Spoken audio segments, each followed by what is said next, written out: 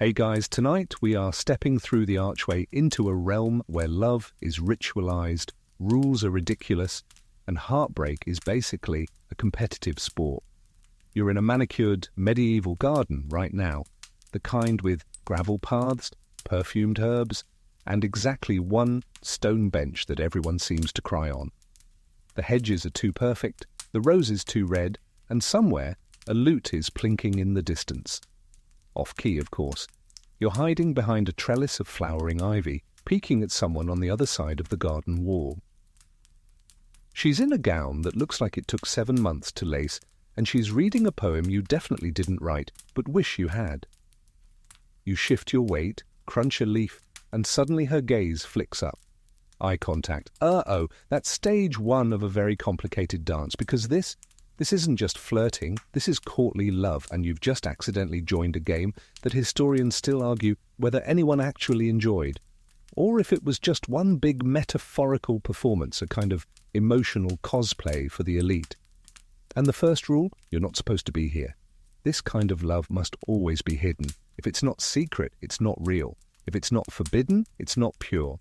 And if it's not utterly doomed, well then what are you even doing? So before you get comfortable, take a moment to like the video and subscribe, but only if you genuinely enjoy what I do here. And don't forget to drop your location and local time in the comments. I love knowing who else is hiding in medieval bushes with me. Now, dim the lights, maybe turn on a fan for that soft background hum, and let's ease into tonight's journey together. The garden is quiet, but your heart is not. The woman across from you, the noble lady with the carefully plucked eyebrows and the delicate fingers, is not your wife, not your betrothed, not even someone you're technically allowed to talk to. She's married to a count, or perhaps she's engaged to a duke, or maybe she's simply too far above you in the feudal ladder for anything but longing stares and tragic sighs. You don't speak, you don't move, you barely breathe. That's the expected behavior of a man newly infatuated in the world of courtly love, paralysis punctuated by verse. A butterfly lands on the stone between you. You take it as a sign. She takes it as nothing. This is the first lesson. Everything means something, but only if she says so. You've read the poems, you've heard the troubadours singing beneath balconies about love so painful it feels like death. And now you're living the prequel. The ache is romanticized, the distance is necessary, and every step closer is both a crime and a triumph. But how did you get here? And more importantly, how do you survive? It began last week, when you first spotted her at the feast in the castle hall. You were holding a goblet of weak cider and trying not to look like a guy whose only possession is a horse with a limp. She walked in wearing a circlet of pearls, and that was it. Your emotional stability was gone. Poof. Bye-bye. Of course, you couldn't just go up and introduce yourself. That's not how this works. In courtly love, boldness is vulgar. Honesty is rude. And directness, that's for bakers and blacksmiths, not for lovers. Instead, you waited until she walked past. Then you dropped your glove, a deeply coded gesture that means, I yearn for your soul, but will die before I say so. She didn't pick it up, but she also didn't not pick it up. She stepped near it, looked at it, paused, just long enough for you to lose sleep for 3 nights, trying to interpret the gesture. And now here you are, behind the garden wall, wondering if she knows you're there, hoping she doesn't send her maid to shoo you away, praying she'll drop a handkerchief, not by accident but on purpose, because in the land of courtly love, every fallen object is a potential contract. You spot her glance towards you again. It's fleeting and you might have imagined it, but just in case, you pull out the parchment. Yes, you brought parchment. Everyone brings parchment.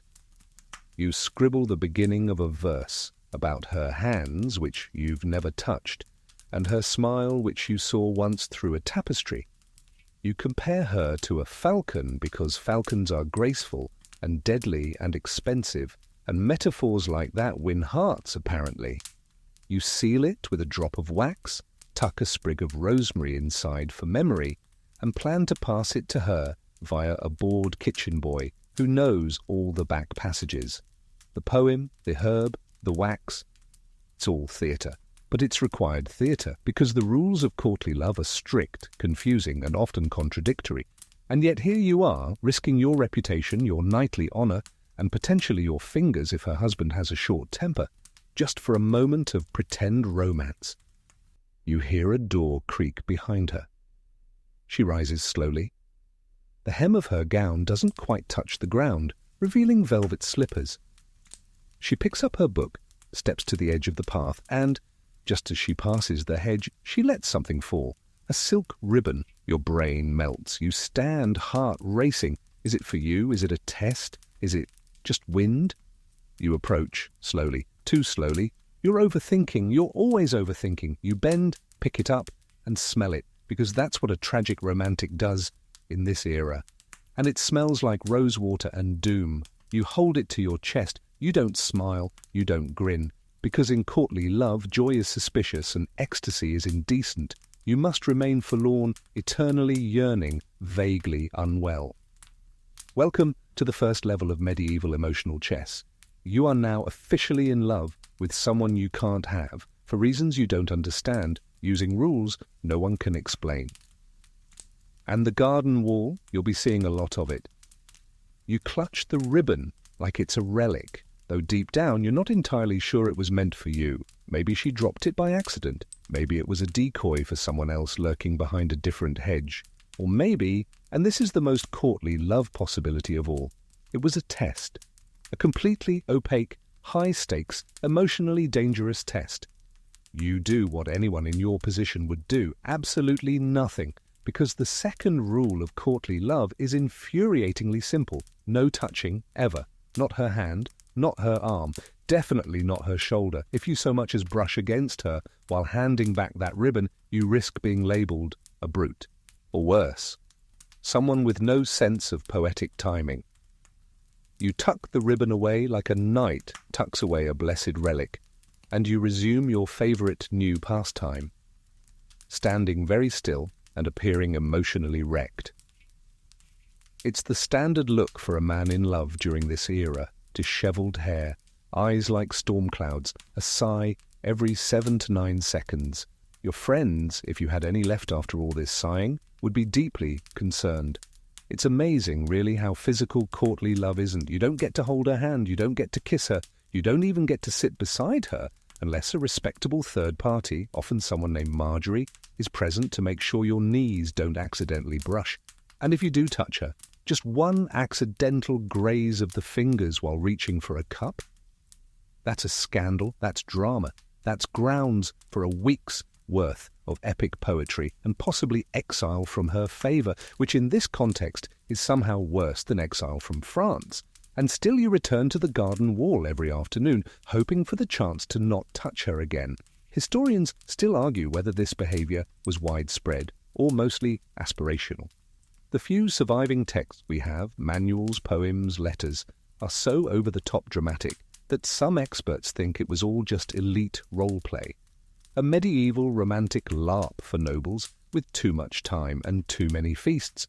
But if that's true, then you're fully committed. You've stopped eating bread crusts because she once mentioned disliking coarse textures. You've started humming love songs in minor keys. You're not sure who you are anymore. You've become a caricature of yourself, and you're too emotionally invested to turn back.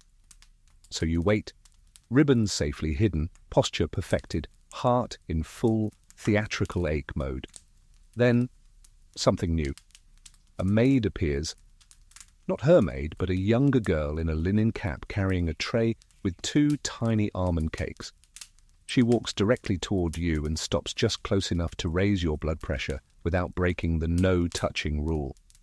She speaks in the whispery code of medieval go-betweens. "Milady," said, "the afternoon sun is too harsh.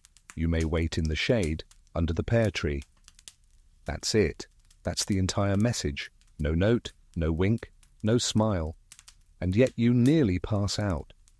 Because an invitation to relocate, even by proxy, even with veiled language, is a massive development. In courtly love, physical proximity is basically engagement. Being invited to sit beneath the same tree she once walked past is like being knighted by Cupid himself.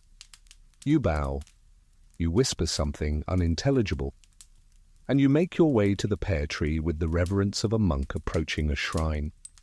The shade is dappled and cool. You sit on a low stone bench and attempt to look like someone who isn't about to write a 20-line poem about being offered partial shelter by someone who once made eye contact with you across a moat. This, by the way, is the whole point. Courtly love isn't about getting the girl. It's about suffering near the girl. It's about proximity without intimacy, longing without resolution, passion without fulfillment. Basically, it's like every middle school dance, but with more velvet. And just as you begin to feel a little less like a disaster, she walks past. Not to you, not with you, just past you. She glances once, no words. Her veil flutters in the breeze like it knows more than you do. And that single glance, brief, measured, half-interested, is enough to sustain your emotional spiral for a week. You will remember that glance the way soldiers remember battles. It will echo in your sleep. It will become a symbol. It will be the entire second stanza of the poem you are about to write in your head, but you still won't touch her. Because according to the great thinkers of love, Andreas Capellanus, for one, the 12th century author of The Art of Courtly Love, physical contact is a vulgar end. It corrupts the purity of emotion. In other words, if it gets too real, it stops being romantic. And yes, this is very convenient for everyone involved, especially the noble women who already have arranged marriages and don't want to risk scandal, and the knights who get to feel tortured and noble without ever needing to buy anyone a house. Still you wait, you ache, you suffer, you do not reach for her hand. And when the sun dips below the parapets and the maid reappears with an empty tray and a polite nod, you rise. You bow to no one in particular. You return to your chambers and begin drafting another poem. This one's about almond cakes and unattainable fruit, and how love, like a pear, must be ripened in silence and never actually consumed. It's not your best work, but she'll never read it anyway. And that, somehow, is exactly how it's supposed to be.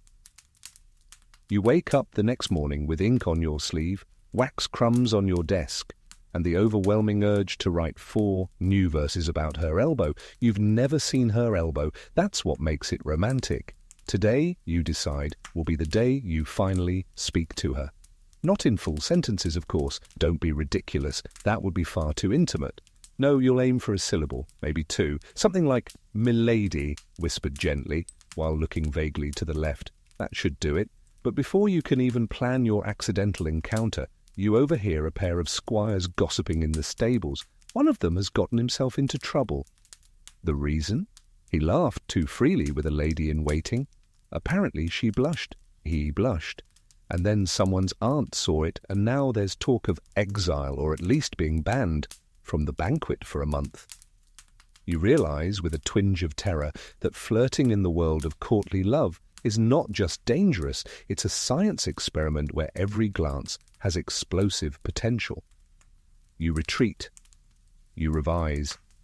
You remind yourself of the third rule: flirt like a knight, not a fool. In other words, don't overplay your hand. So you return to the garden, but not too quickly. You carry a book you don't intend to read, stroll with deliberate aimlessness, and hum a melody you think sounds noble. It's actually a tavern song, but no one here knows that. She's already there, seated beside a rose bush, doing something suspiciously elegant, like embroidering a phoenix onto a handkerchief. Of course she is. You slow your pace. Too fast and it's desperate. Too slow and it's awkward. You settle for a measured saunter with just the right hint of emotional devastation. She doesn't look up, but her maid, who you now suspect is the true puppet master in all of this, adjusts a cushion beside her, creating a space that could be for you, or for the dog, or for the bishop who sometimes joins her for prayers. Unclear. Still you settle nearby, not beside her. That would be a crime against subtlety. You sit at a tasteful distance and begin reading the same page of your book 17 times. This apparently is progress. Historians still argue whether these elaborate rules were taken seriously or treated like a social game. The manuscripts insist they were binding. The poetry makes it sound like oxygen. But there's also evidence, tiny scribbled asides in the margins of letters, that suggest everyone was kind of winking the whole time. Except you. You are not winking, you are drowning in emotion. Your internal monologue, if spoken aloud, would sound like a Shakespearean thunderstorm. Your heart, meanwhile, is trying to send Morse code through your chest. You finally speak. Just one word. "Milady." She doesn't reply. Not with her voice, anyway. Instead, she adjusts her embroidery and lets the golden thread catch the sunlight just so, reflecting a brief glint in your direction. You receive this message loud and clear. It means, "I acknowledge your existence, and you may continue sitting here quietly while I pretend you're not making me slightly nervous." Success. Flirting under these conditions requires more than charm. It demands strategy. You're supposed to be clever, but not too clever. Poetic, but not overblown. Sincere, but not intrusive. In short, you must be the emotional equivalent of a soufflé, light, subtle, impossible to sustain. So you try a line you've practiced. Still staring at your book, you murmur, "The roses bloom brighter near you." It's soft, it's safe, it's scientifically unprovable. She pauses, then without lifting her gaze, she answers, "Roses prefer silence." You are both annihilated and honored. This is better than a kiss. This is flirt combat. You've entered the ring, and she just landed a poetic jab to your ego. You smile internally. You will carry that reply like a knight carries a banner into battle, because in courtly love, the lady must lead. That's the fourth rule, and arguably the most baffling to modern sensibilities. Despite living in a society where women couldn't vote, own land freely, or choose their own husbands, the world of courtly love flipped the script, at least temporarily, and only within the invisible bubble of longing. In this one peculiar space, she holds the power. She decides whether to glance, to respond, to allow proximity. You wait, you pine, you suffer, you audition for affection like a sad, noble contestant in an endless emotional pageant. And you like it. Because if she were easy to reach, if she welcomed you warmly, if she said, "Nice weather we're having," the illusion would collapse. The dream would become mundane. The soufflé would deflate. So instead, she says things like, "Roses prefer silence," and you fall in love all over again. You spend the rest of the afternoon trading glances, not words, not laughter, just glances, those little slivers of possibility that medieval poets swore could birth sonnets. It's exhausting. It's thrilling. It's completely unproductive. You return to your chamber that night and write 8 new poems, none of which rhyme properly. One of them compares her voice to a swan gliding over a still pond. You've never heard her speak above a whisper, but that's fine. Swans don't whisper either. By candlelight, you add the finishing touches. You sprinkle dried lavender over the parchment, tie it with a velvet string, and press your own ring into the wax seal. A bold move, but one you justify by the fact that she once glanced at your ring for 3 seconds during a feast. You're practically married. Tomorrow you'll ask the maid to deliver it. Or maybe you won't. Maybe you'll just keep writing poems and watching roses and pretending this is all part of some divine test of your knightly patience. Either way, you now understand the game. You're not just flirting anymore. You're dueling, politely, poetically, with words and glances and implied meaning. And somehow you're losing beautifully.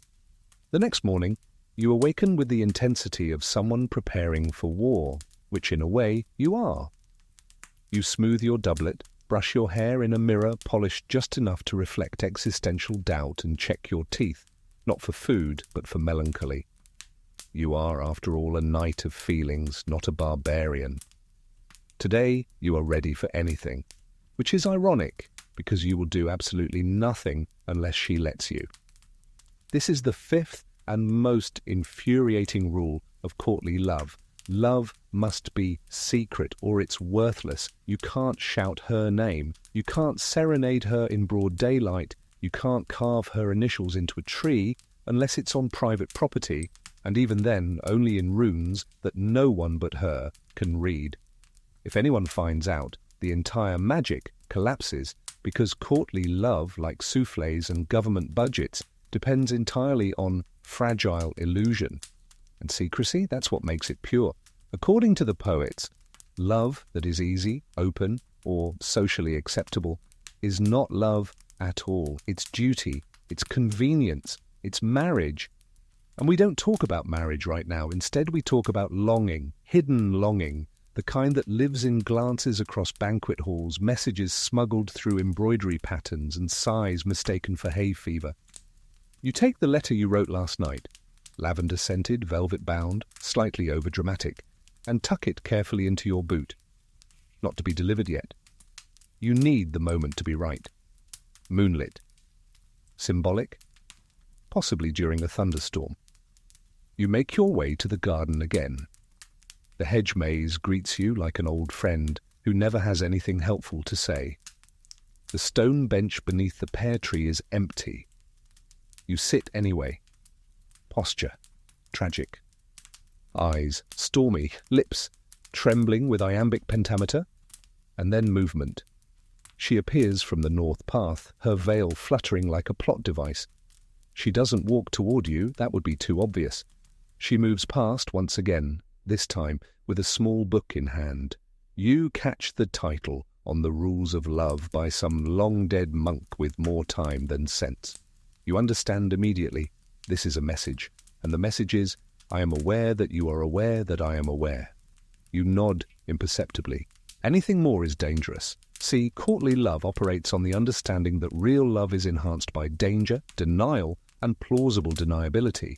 If anyone sees you two interacting, your relationship must dissolve like sugar in wine, sweet, tragic, and socially inconvenient. So instead of speaking, you begin the slow dance of coded interactions. She walks past and drops her kerchief again. But this time it's folded differently. You're sure it means something. Possibly, I received your poem by telepathy and approve of your excessive metaphors. Or possibly, please stop sitting near my pear tree. Either way, you pick it up, carefully, reverently. You don't tuck it away. You hold it in your open palm, exposed like a promise, like a wound. She glances back. 1 heartbeat, 2. Then she disappears into the ivy-covered corridor. This is a massive development. You can't speak of it. You can't celebrate. But internally, you're composing a ballad titled Handkerchief of Destiny. There will be 3 verses, a chorus, and at least 1 falcon metaphor. You leave the garden in a haze of imagined sonnets. In the corridor, a fellow knight claps you on the back and asks if you're ill. You reply, only with longing, and he immediately walks away. You are now officially that guy, but you don't mind, because in this secret world, in this absurd romance you've stepped into willingly and completely, every pain is proof of love. Historians still argue whether noble women in the 12th century actually enjoyed this kind of attention or simply tolerated it because they were bored and overdressed. Some believe it gave them power in a world where they had little. Others suggest it was just the medieval version of having a TikTok admirer who never actually messages you. Whatever the case, you know one thing for sure. This is dangerous. If someone finds that kerchief in your possession, you could be accused of everything from seduction to sorcery. There's precedent. A baron's son once got banished from the duchy for writing a limerick that rhymed thigh with sky. The standards are inconsistent. Still, you press forward. Later that night, in the dim light of the hall, you spot her at the far end of the banquet table. Her eyes flick toward you once, twice. You are now 93% sure she recognizes your existence. She lifts her goblet. You do the same. The wine tastes like regret, which is perfect. And just when you think nothing more will happen, her maid approaches again. This time with a single violet tied with a grey ribbon tucked into a napkin. No words, just the delivery. You accept it like it's the Holy Grail. Back in your chamber, you study it like a scholar. Violet, modesty, loyalty, sometimes sorrow. Grey ribbon, uncertainty, discretion, perhaps danger. Napkin, unclear, could be metaphor, could be that it was just nearby. You don't sleep that night. Instead, you write a new poem comparing your soul to a boat adrift in a stormy, violet sea. It's terrible. You write another. Still terrible. You write 17 more. One of them almost works. You decide to burn the worst 5 and sleep with the violet beneath your pillow. Tomorrow you will do nothing again. Because in courtly love, doing nothing but doing it beautifully is everything. You awaken with the violet still under your pillow, slightly crushed, a little wilted, and somehow even more meaningful because of it. You stare at it for a long time, like it might whisper secrets if you blink slowly enough. It doesn't, of course, it's just a flower, but also it's not just a flower, it's a symbol of hope, of torment, of 12th century emotional masochism. You get dressed carefully, choosing your less wrinkled tunic and the one belt that looks adequately melancholic. Your goal today is to appear as though you've recently been through a personal tragedy, but are still somehow open to the possibility of beauty. That's the sweet spot. By the time you reach the orchard, she's already there, sitting, reading, pretending not to notice you, which is fine because the 6th rule of courtly love makes everything complicated. Marriage? That's for peasants. Yes, you heard that right. In this delightfully twisted universe, real love is only valid if it exists outside of marriage. If you're her husband, your affections are contractual, expected, and therefore void of romantic value. But if you're not her husband, then every stolen glance, every near miss, every scribbled poem is a rebellion, a spiritual elevation, a noble torment. You see the issue. Historically, marriage in the medieval period was about land, alliances, and making sure your heirs had the correct number of fingers. Love in this structure was almost an inconvenience, something to be politely ignored, like the smell of the moat in July. So people invented a whole separate arena for emotion. It was called courtly love, and it required that both participants be ineligible for one another. She might be married to a count. You might be betrothed to someone else. Doesn't matter. The more unattainable, the better. The impossibility is the point. You walk a slow circle near the rose bushes, the universal sign of I'm available for complex feelings if you are. She doesn't move, doesn't glance up. But her page, a boy who's 10, barefoot and definitely eavesdropping, drops something nearby as he walks past. It's a folded bit of parchment. You retrieve it as casually as someone picking up a live wasp. You do not read it until you're alone, in a corner, facing east, with your hand on your heart, obviously.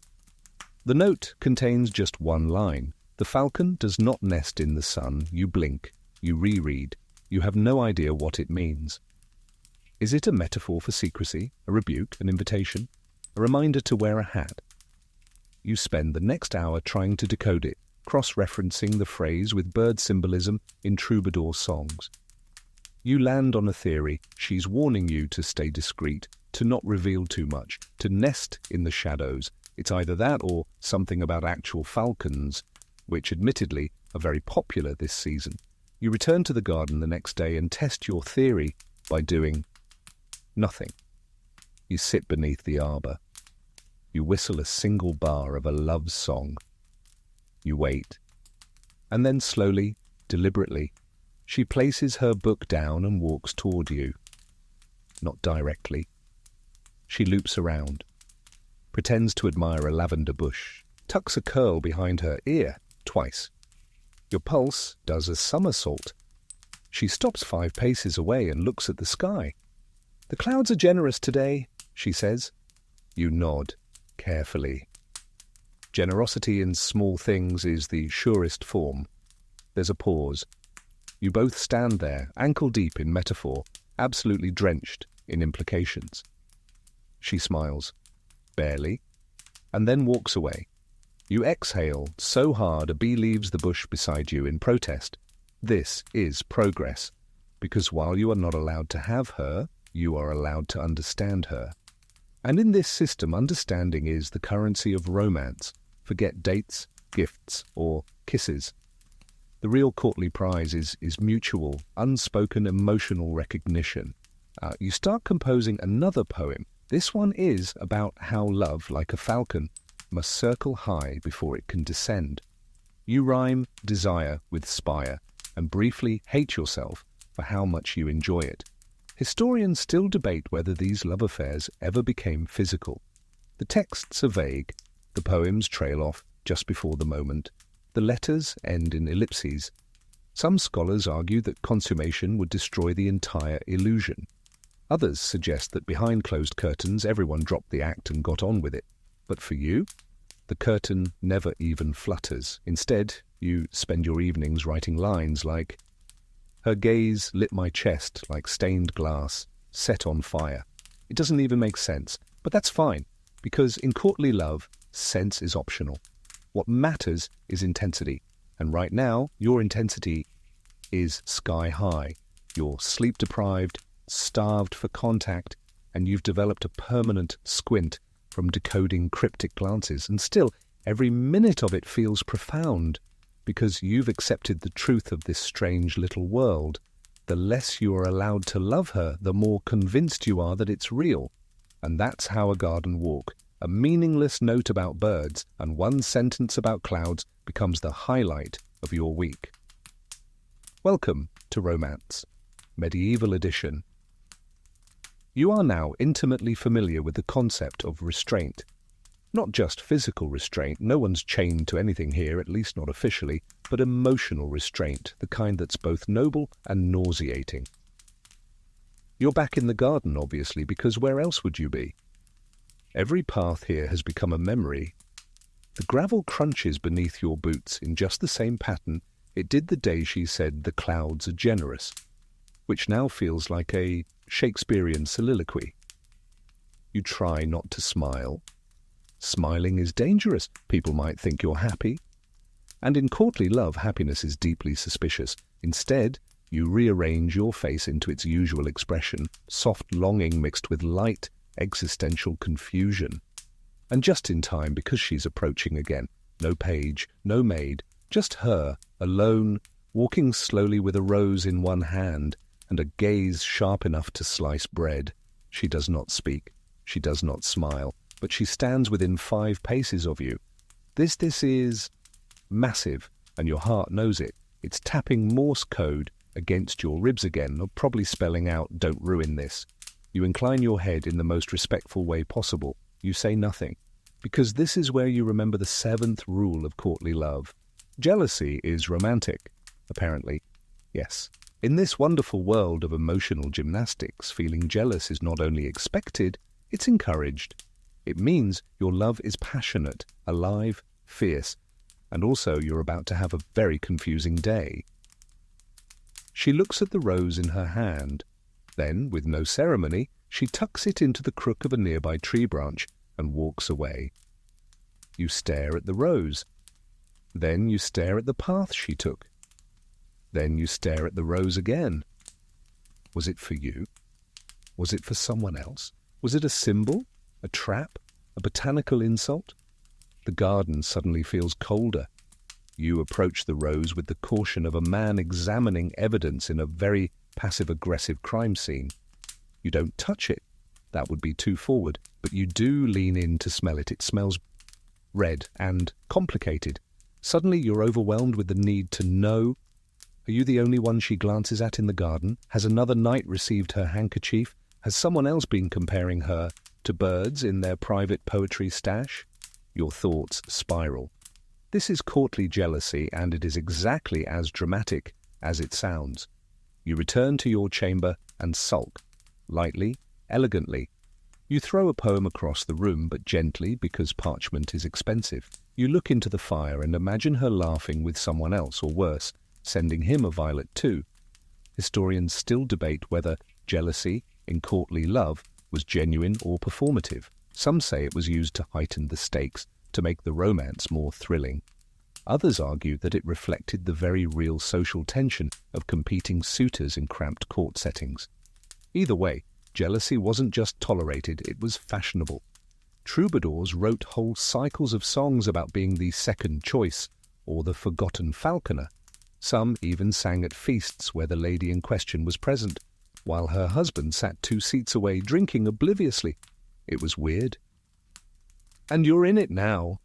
Later that evening, at the feast, she enters wearing a new pendant. It glints with a red stone the size of your guilt. You're certain you've seen it before, on the neck of Sir Emeric, the barred knight with the annoyingly good cheekbones. You nearly choke on your stewed lentils. Across the hall, Sir Emeric raises a cup to her. She does not return the gesture, but her head tilts slightly. This is a catastrophe. You retreat from the feast under the guise of stomach troubles, which isn't a lie. You're lovesick, and it's very medieval.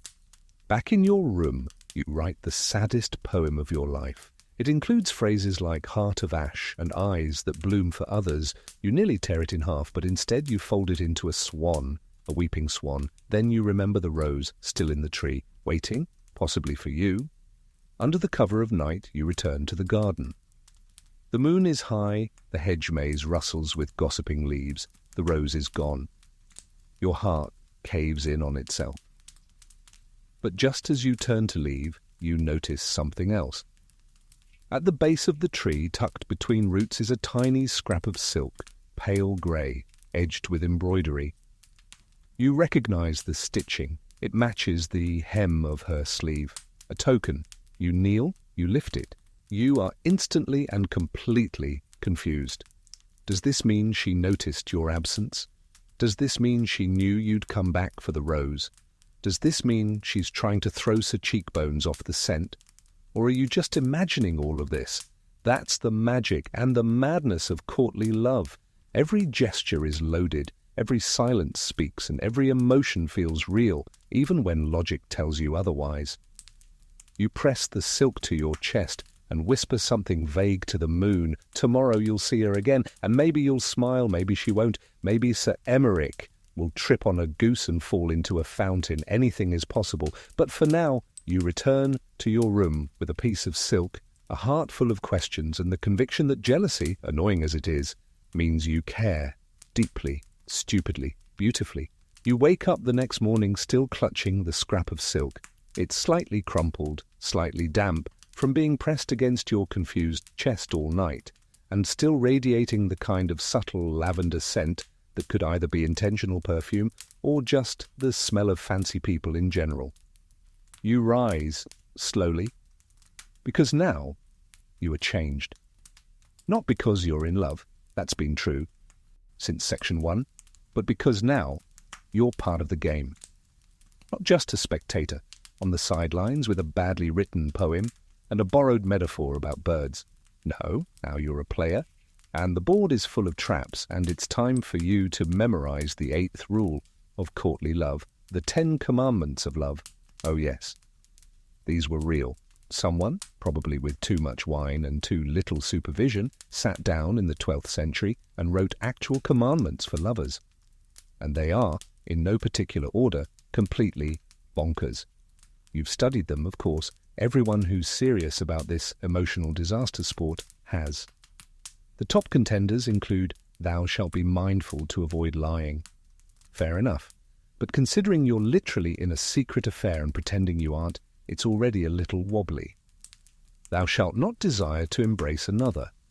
This sounds romantic until you realize it basically means you're now sworn to someone you can't touch, can't kiss, and probably can't even compliment in public without a stern look from a nearby nun. Thou shalt be constantly occupied with the thoughts of thy beloved. You are, actually. You're barely functioning. You burned your toast this morning because you were thinking about the angle of her last smile. Marriage is no excuse for not loving. A classic. This one basically throws monogamy off the castle wall and says, get over it. Jealousy increases love. Congratulations, you're doing great on that front. The thought of Sir Emeric's pendant is still lodged in your soul like a very attractive splinter. And perhaps the most exhausting of them all, love must always increase or decrease. It never remains constant, because heaven forbid things just stabilize. So here you are, a walking tangle of rules, commandments, glances, and metaphorical wounds.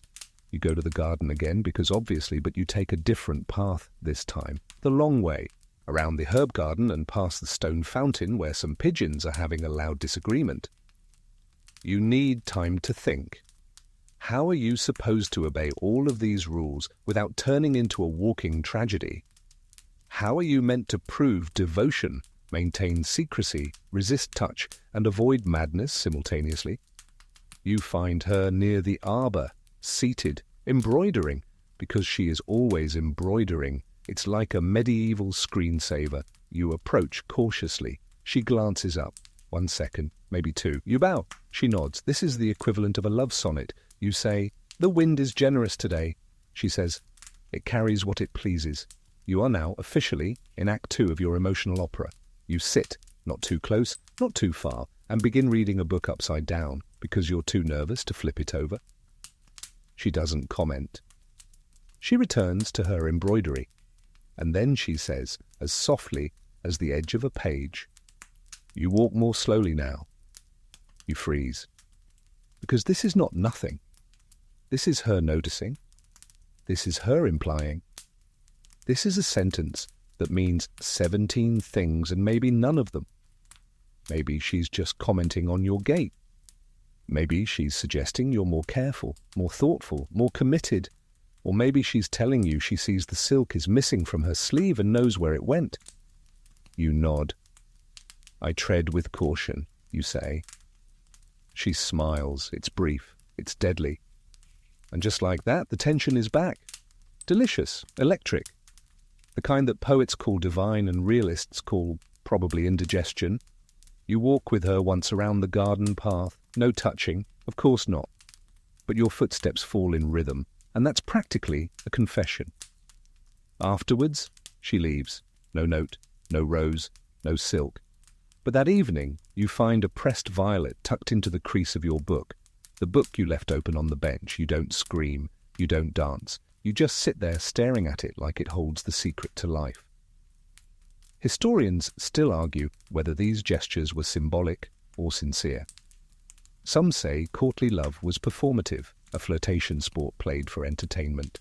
Others insist it reflected deep emotional connections that had no outlet in the rigid structures of marriage and status.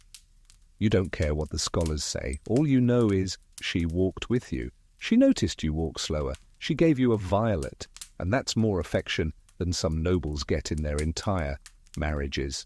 So you write another poem. You call it "The Wind Carries What It Pleases." It's full of birds again and clouds. And one sentence about how love is like a ribbon, elegant, fragile, and always at risk of coming undone. You light a candle. You stare at the flame. And for the first time, you wonder not if she loves you back, but whether this will end gently or in total catastrophe, because according to the commandments, love must either rise or fall. And you, dear Knight of Longing, are very much in free fall. You don't go to the garden the next day. You wake up, you dress as usual, tunic slightly rumpled, sleeves poetically rolled, expression hovering somewhere between tragic and hopeful, but you don't take the usual path. Not because you've lost interest. On the contrary, your interest has now matured into something deeper, darker, more existentially inconvenient. You're testing a theory, because after 7 sections of glances, silks, and slow walks, you're finally asking, what happens when you do nothing at all? According to the 9th rule of courtly love, something should happen, because love is a sickness, for real.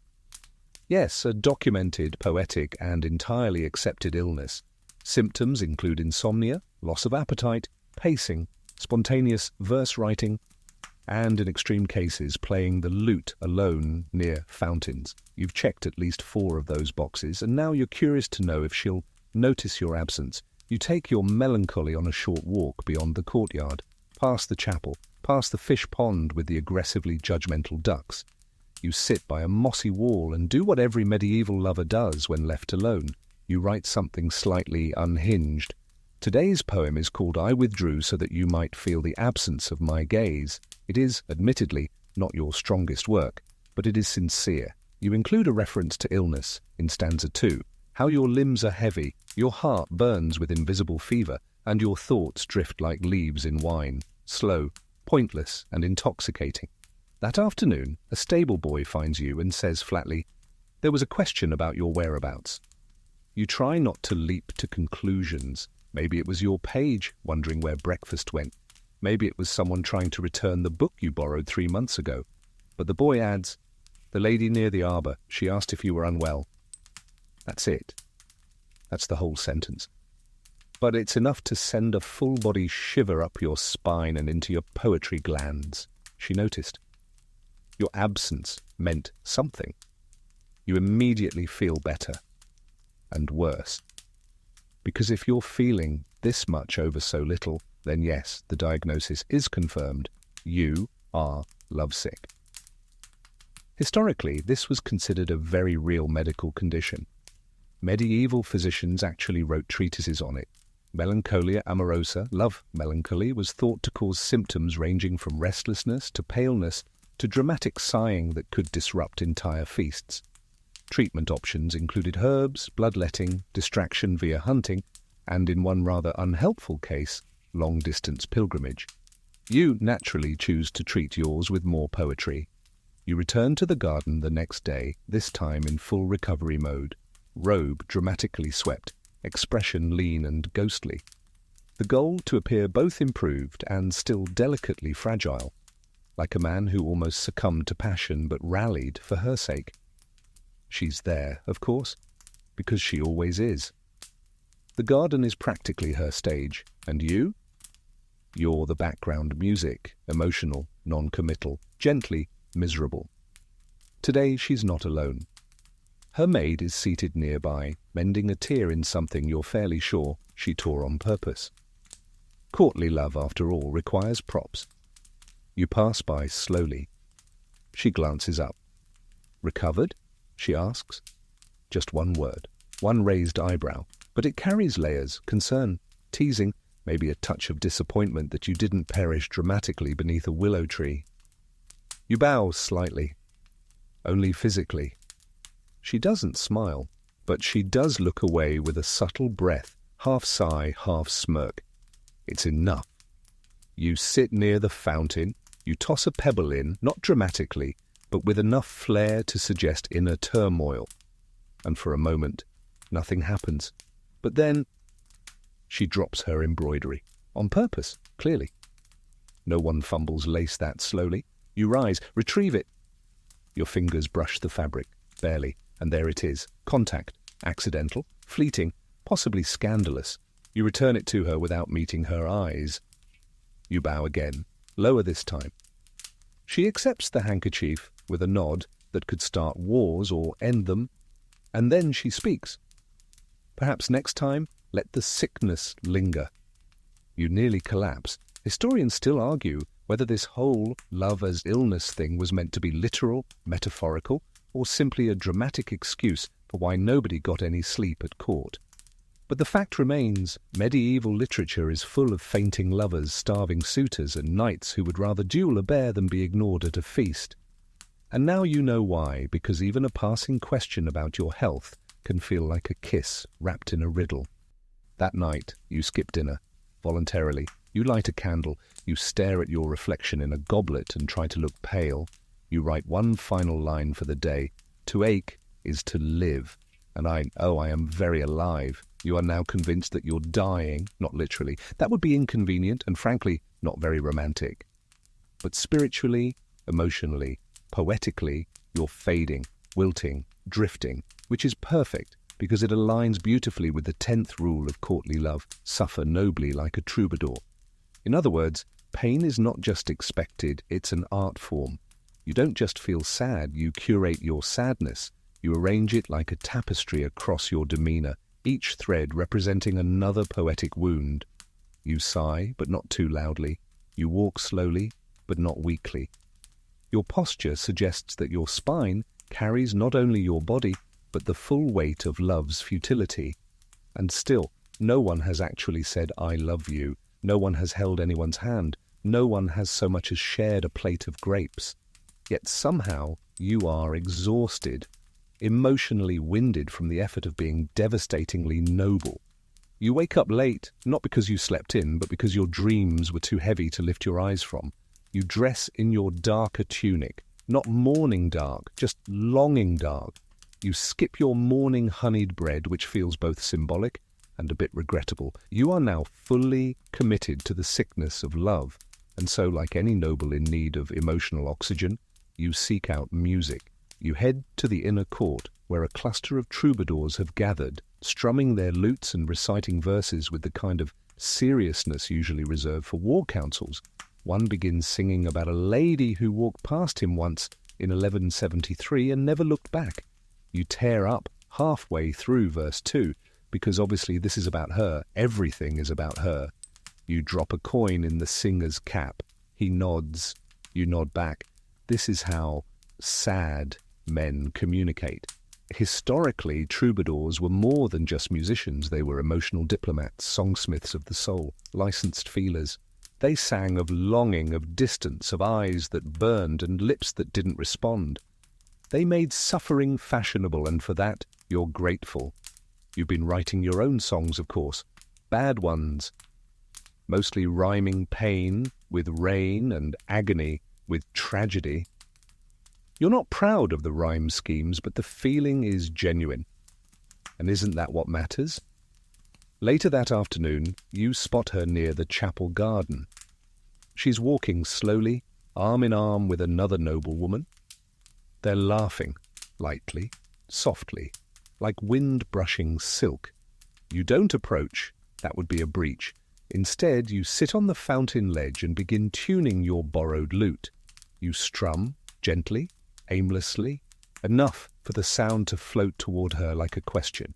She pauses, turns, listens, and then, without a word, she removes a single ring from her finger and drops it into the chapel's offering box.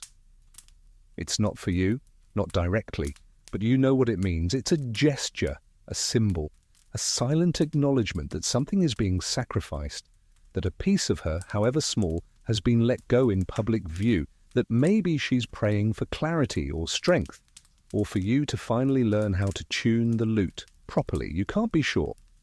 That night, back in your room, you rewrite your worst poem and make it slightly worse. This pleases you, because in courtly love, suffering is a form of craftsmanship. You then make a list of all the ways you've suffered this week, skipped 3 meals, didn't laugh at Sir Emmerich's joke, slept with a pressed violet under your neck, felt faint near Rosemary, reread her note 17 times and understood it 0 times. You pin this list to the wall beside your bed like a saint's relic. Historians still debate whether this theatrical sadness was ever taken seriously by outsiders. Some mock it as overwrought emotional nonsense. Others defend it as the only outlet for passion in a world where actual relationships were brokered by uncles and contracts. You, for one, are fully committed. You are now so noble in your sadness, so sincere in your dramatic restraint, that if someone painted you right now, it would be hung in a cathedral under the title Knight of the Eternal Yearning. And you wouldn't even smile, not once, because the troubadours were right. To love nobly is to suffer beautifully. And if that's the case, then tonight you are absolutely radiant. You're beginning to suspect that the entire castle is in on it. Not the love necessarily, but the performance of love. The constant choreography of looks, sighs, silences, and suddenly interesting walks past benches that were never interesting until she sat on one.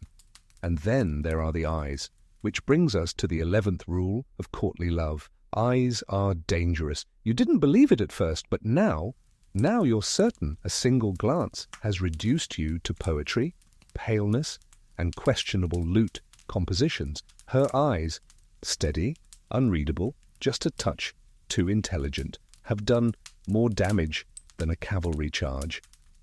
You see her again this morning, standing near the rose trellis. The sun catches in her veil. She looks in your direction, not at you, not directly. But the beam of sunlight passing over her shoulder hits your face just as she blinks, and somehow that feels like fate. You freeze, blink back, tilt your head the way a sad falcon might. She turns away. You are not disappointed. Because disappointment implies you expected something. You're way past that now. You've moved into the realm of symbolic fulfillment, where eye contact, especially across a well-manicured courtyard, is basically emotional intimacy. Historians still argue whether lovers in the Middle Ages believed that eyes could physically transmit love. And no, that's not a metaphor. Some thinkers of the time genuinely theorized that a woman's glance could shoot invisible arrows into a man's heart. And honestly, you believe them, you've been shot. Twice this week. Yesterday you made eye contact for 3 whole seconds near the herb garden and had to sit down for an hour and a half. Today you spend the entire morning writing a poem about her eyes. You use words like mirror, dagger, starfire and truth trap. It's objectively unhinged. You include no fewer than 5 metaphors, 2 weather references, and at least 1 sentence that might accidentally summon a storm spirit if read aloud. Then you crumple it because it's too much, too obvious, too sincere. And so instead of giving her the poem, you spend the afternoon doing what any love-struck knight does when overwhelmed by emotion. You hide in the library, behind a curtain, holding a book upside down. You don't see her enter, but you hear the soft flutter of her skirts. You peek, just a little. She browses the scrolls like someone pretending not to be the main character in your entire emotional opera. You hold your breath, you count the seconds, you remind yourself that your eyes are a weapon, and right now you're a fully armed disaster. She turns, meets your gaze, 1 second, 2, a breath, and then she smiles. Tiny, impossible, world-altering, and just like that your ribcage is now a cathedral, but there's no way to acknowledge it, no words you're allowed to say. So you do what courtly love demands. You overreact privately, you leave the library immediately. Too soon? Definitely. Too obvious? Absolutely. But you can't risk a second glance. That would be reckless, scandalous, euphoric. You pace the hallway outside like a man trying to walk off a lightning strike. Later, you return to the garden, the bench is empty, the trellis still holds the smell of roses and mild panic. You sit, you don't write, you just remember the glance. That's more than enough to sustain you. You begin to understand that in this world nothing is more dangerous or more powerful than looking someone in the eyes. Touch can be denied, words can be misheard, but a glance is undeniable. It lives in the space between hearts, humming with things too treasonous to say. It's why you memorize the angle of her chin, the exact distance her lashes fall, the way her gaze lingers a second longer than necessary, then snaps away as if even she's afraid of what might happen if she looks too long. You wonder how many other nights have been ruined by the same stare. You wonder if any of them lasted longer than 10 sections. But mostly you wonder if you'll survive the next one, because now you're not just looking at her. You're being seen. You wake up in a mood that can only be described as ceremonial. Today feels significant. Not because of any spoken promise, there are never any of those, but because the air itself seems thicker with implication. The breeze through the shutters carries a faint floral note. The candle flickers like it knows something. And so naturally you prepare a gift, not a practical one, that would be deeply inappropriate, which brings us to the 12th rule of courtly love. Gifts, but nothing useful. Yes. In this upside-down romance economy, the more useless a gift is, the more meaningful it becomes. If it can't feed you, fix anything, or serve any purpose other than emotional combustion, then it's perfect. So you spend the morning crafting the most impractical offering imaginable, a carved wooden comb, not for use, of course. No one would actually brush their hair with it. It's too delicate, too ornate, too symbolic. You burn her initials into it. Not her real initials, her courtly initials. The ones no one but you and the rosebush know. You wrap the comb in a scrap of your tunic sleeve. The tear was accidental, but now it's poetic. Everything is lately. You find her in the garden, near the lavender. She's reading again, always reading, probably a treatise on how to break hearts without breaking stride. You approach carefully, say nothing, just leave the bundle on the stone bench and keep walking, no glance, no word.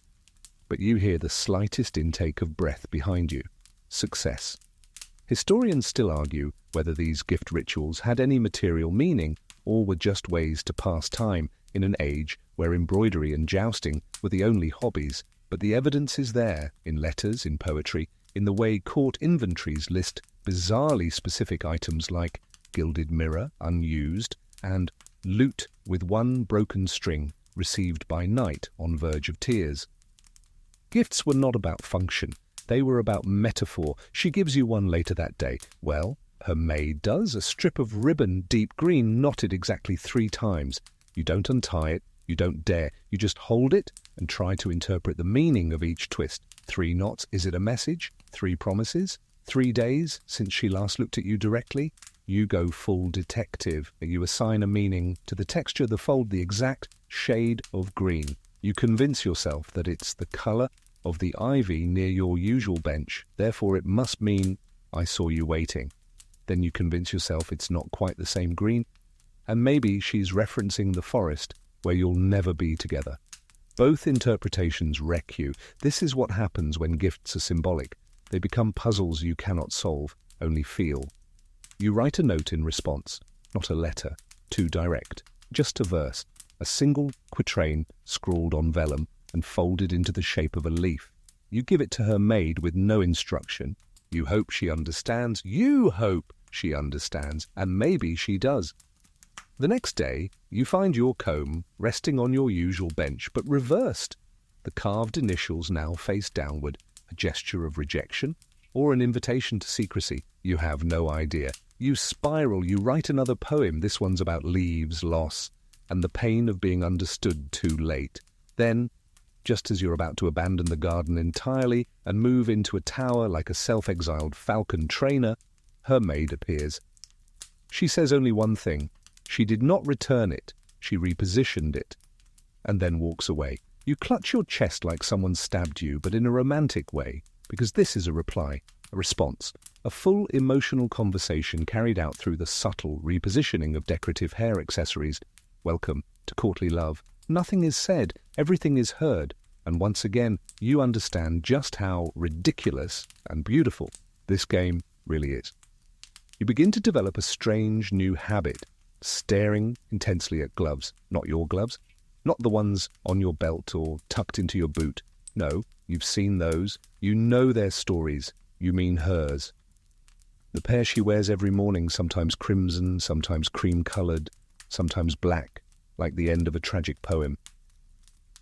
And you've noticed something peculiar. She only wears one, which brings you, inevitably, dramatically, to the 13th rule of courtly love. The wrong glove could ruin you. It sounds absurd. You wish it were absurd. But in this world of riddles and ribboned implications, glove etiquette is the emotional equivalent of a duel. If she drops one and you pick it up and she accepts it back with her right hand, it means something. If she accepts it with her left, it means something else. If she sends a glove to you via her maid, tied with a silver cord, you're practically betrothed. Unless the cord was grey, in which case you are not betrothed, you're being dismissed politely and are expected to write poetry about it for the next 3 weeks. This is not a joke. This is the system. Today, she wears only the left glove. You stare too long, she notices. You pretend to admire a nearby shrubbery. She adjusts her sleeve with an elegant flick that could either mean, yes, I see you noticing, or my elbow is cold. You're not sure. Later, on the banquet terrace, she walks past you and casually drops the right glove. It lands at your feet like a gauntlet from heaven. You freeze. There are 3 people nearby, a steward, a visiting noblewoman, and Sir Emmerich, he of the perpetual smirk. You have precisely 2 seconds to decide. Do you pick it up and risk public scandal, or do you walk away and risk emotional catastrophe? You choose a third path. You kneel, slowly, reverently, and instead of handing it back, you lay it gently on the edge of the nearest fountain. You do not speak. You do not glance back. You walk away like someone who's just outwitted the entire social fabric of 12th century romance. Later that night in the garden, your kingdom of sighs, you find the glove again, but this time it's folded, carefully, precisely, and inside is a sprig of dried rosemary, memory. That's what rosemary means. It's not a rejection, it's not quite an invitation, it's something else, an acknowledgement. A shared memory, quietly tucked inside the very item that could have unraveled you in public. You carry the glove like it's fragile glass. You don't even write a poem tonight. You just sit there holding it, whispering to the moon like she might pass along the message. Historians still puzzle over how much meaning medieval lovers actually stuffed into their accessories, but there's ample evidence that gloves, like handkerchiefs, brooches and combs, were loaded weapons of implication. One misplaced ribbon could end a flirtation. One glove returned too eagerly could spark suspicion. One scarf tied in the wrong knot could lead to duels, heartbreak, or worst of all, social embarrassment. And you're playing this game with your whole chest. You sleep with the rosemary glove under your pillow. The next day, she doesn't appear, not in the garden, not at the feast, not even in the corridor where she always pauses by the window for exactly 3 seconds. You panic. You write 5 poems and discard 4. The 5th one ends with the line, "Did I fold the glove too sharply, or was love always meant to bruise?" You consider sending it. You don't. That afternoon, a page delivers a small parcel. Inside, a glove, your glove, the one you thought you'd lost last week after the poetry circle near the stables. Folded, clean, smelling faintly of lavender. You stare at it like it's a map to her mind. She's replying, not with words, not with gestures, but with mirrored symbolism, a return gift, a matched memory. And suddenly all the tension, all the missteps, all the uncertainty condenses into one simple truth. You're both playing, beautifully, dangerously, delicately, and now you know in courtly love even the smallest objects carry the weight of entire conversations. And gloves, they're not just fashion, they're feelings. You didn't ask for this. You didn't plan to become a man who reads glove language more fluently than Latin or who stares at dried herbs like they hold the secrets of the universe. You used to be somewhat normal. You used to have breakfast without composing odes in your head. Now you spend 30 minutes debating whether to send a feather back. Not even a full feather, just the tip of one, tucked inside your returned glove, pressed against the inside of the palm, delicate as breath. A feather means... what? Lightness? Freedom? A message carried on the wind? Or maybe it's just from a passing bird and you're unraveling.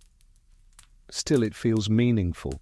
And everything feels meaningful now, because today you fully understand the 14th rule of courtly love. No love without pain. Oh yes, this one's not a metaphor.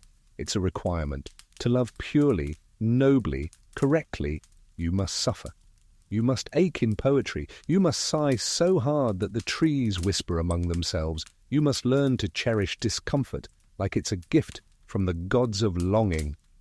So you do. Today you lean into the ache. You skip your afternoon nap. You refuse the honey cakes. You decline Sir Emmerich's invitation to duel, which wasn't real. He was just trying to impress the stable girl, but still, you declined, symbolically. Instead, you go to the garden and sit in the cold. No cloak, no cushion, just stone, wind, and your own emotional tornado. You write a new poem. The paper trembles in your hand, and not just because it's windy. The final line reads, "Even the silence hurts, but it is hers, so I welcome it." That's when you see her. She's walking alone just beyond the low hedge. No maid, no book, no embroidery, just herself. Wrapped in a fur-lined cloak, hair braided like a medieval riddle. She doesn't look at you, she walks past, and just as she disappears behind the arbor, she lets something fall. A rose, red, blooming, no note, no ribbon, but thorns intact. You don't touch it immediately, you just stare. Because this is a painful gift, a message in bloom and blood. You finally pick it up, slowly, reverently. You feel the pricks. They sting, you let them. Because this is part of it, the ritual wound, the symbolic price of admission. Historians still debate whether lovers actually sought out pain or just romanticized it afterward in songs and sighs. But the literature is clear. To suffer in love is to be elevated. The knight who aches is the knight who understands. The lady who wounds is not cruel, she is divine. And now you carry the rose like it's a sacred relic. You bleed a little, just one finger, you don't wipe it off. Later that night, you wrap the rose in a silk scrap and tuck it under your pillow. You fall asleep with a smile so faint it barely counts. You dream of walking beside her in silence, both of you holding thorned stems, weaving a bouquet of pain, because now you know in courtly love the wound is the vow, and you, poor romantic, are thoroughly, exquisitely vowed. The thorn scratch on your finger doesn't heal. It's small, barely visible to anyone who isn't constantly inspecting your hand with the gravity of a medieval palm reader, but you know it's there. A tiny sting, a reminder, a badge of honor that says, I have loved, and I have bled, and I will probably write 4 verses about this before sundown. You glance at it often, mostly in public, slowly, with just enough drama to be noticed by someone who might care, and she does notice, not directly, not aloud, but the next time you see her, she's carrying a needle. Embroidery, of course, but still, it's a choice, a prop, a message. She's threading crimson thread through pale cloth, the red curling like blood blooming across snow. She doesn't look up as you pass, but her fingers pause just long enough to let the thread dangle, catch the sunlight, and sear itself into your memory. It's practically a sonnet. You nod and keep walking, slowly, like a man limping on a wound that isn't entirely physical. Because now you've reached a new level of understanding. Pain is the music of this love. You've stopped resisting it. You tune yourself to it.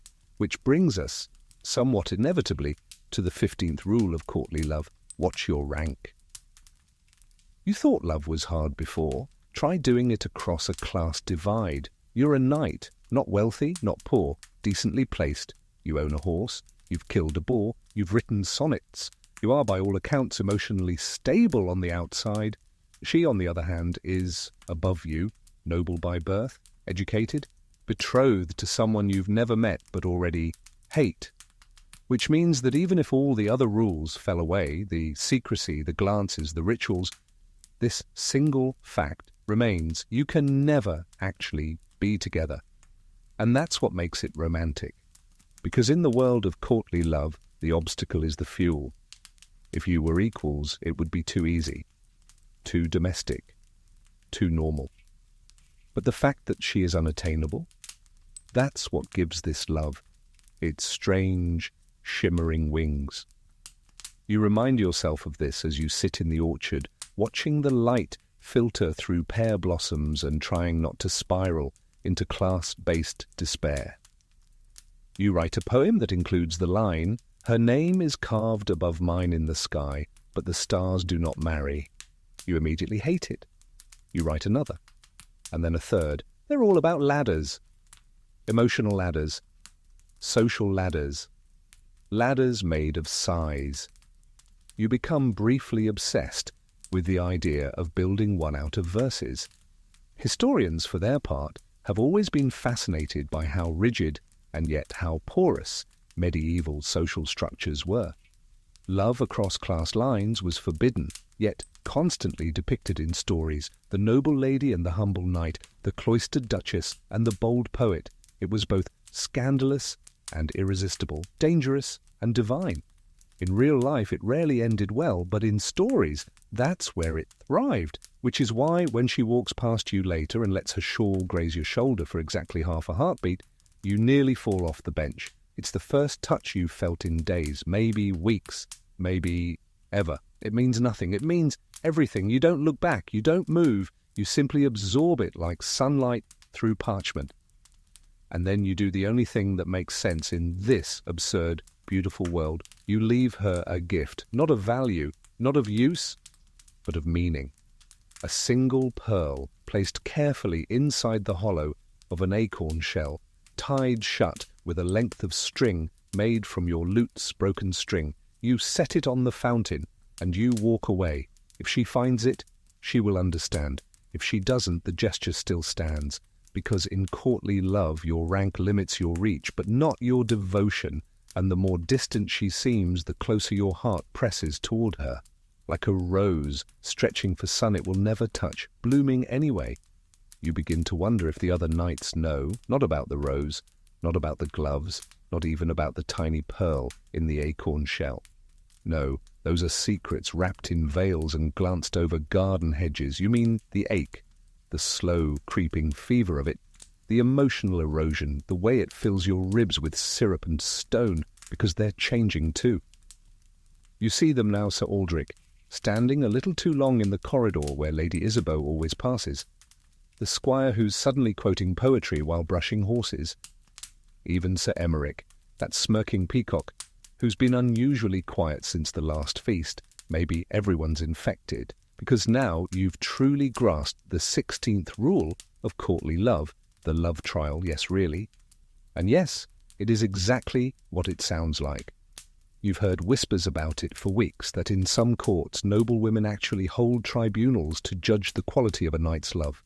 Not just whether it's sincere, but whether it's worthy, whether the ache has been properly performed, the silence artfully suffered, the metaphors sufficiently obscure. It's not a joke, it's a ceremony.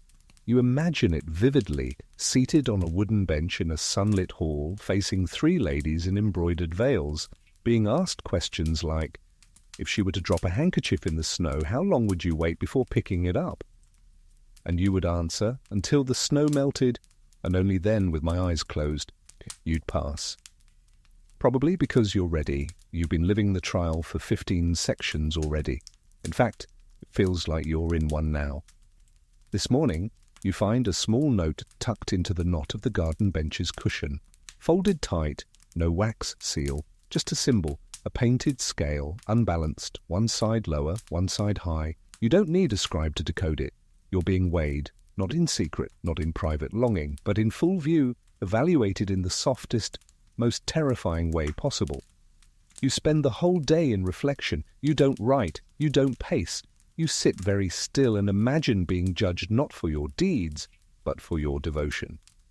Historians confirm that these love courts did, in fact, exist. Or at least, they were written about enough to seem real. Presided over by noble women, these salons of judgment debated matters like, can true love exist in marriage? Does age affect the legitimacy of desire? Can love survive without hope of return? You, today, feel like you're trapped in your own version. Because when she enters the garden that afternoon, she doesn't look at you. She sits on the bench. She ties a ribbon to the arbor beam. She waits. You don't move. It's a test. Of course it's a test. If you approach too quickly, you're a fool. Too slowly, and you're cold. If you speak first, you're presumptuous. If you speak last, you may never speak at all. You choose to stand nearby, not close, not far, like a knight called to trial and told to speak only when asked. She says nothing. The wind pulls her veil slightly forward, and she doesn't adjust it. You can't see her eyes. She knows you're watching. That's the whole point. And just when the moment seems about to collapse under its own weight, she speaks. Do you still believe in love that suffers quietly? You don't answer right away. You're too startled, too careful. Then, I believe in love that outlives the answer. She doesn't react. She simply stands, walks past you, and as she does, she lets the edge of her glove graze your arm again, not by accident. Verdict, passed. You spend the rest of the evening unable to speak to anyone. You are utterly, completely ruined. In the best way. You don't sleep. You sit near your window, counting stars and wondering if any of them once presided over a love court like the one you just survived. And when morning comes, you feel lighter, not because the burden is gone, but because you've earned it. The glove still burns on your arm, not in a painful way. There are no welts, no bruises, no dramatic swoon-worthy wounds, just a soft, humming warmth, a lingering something where her glove brushed your sleeve during the quiet verdict of your garden trial.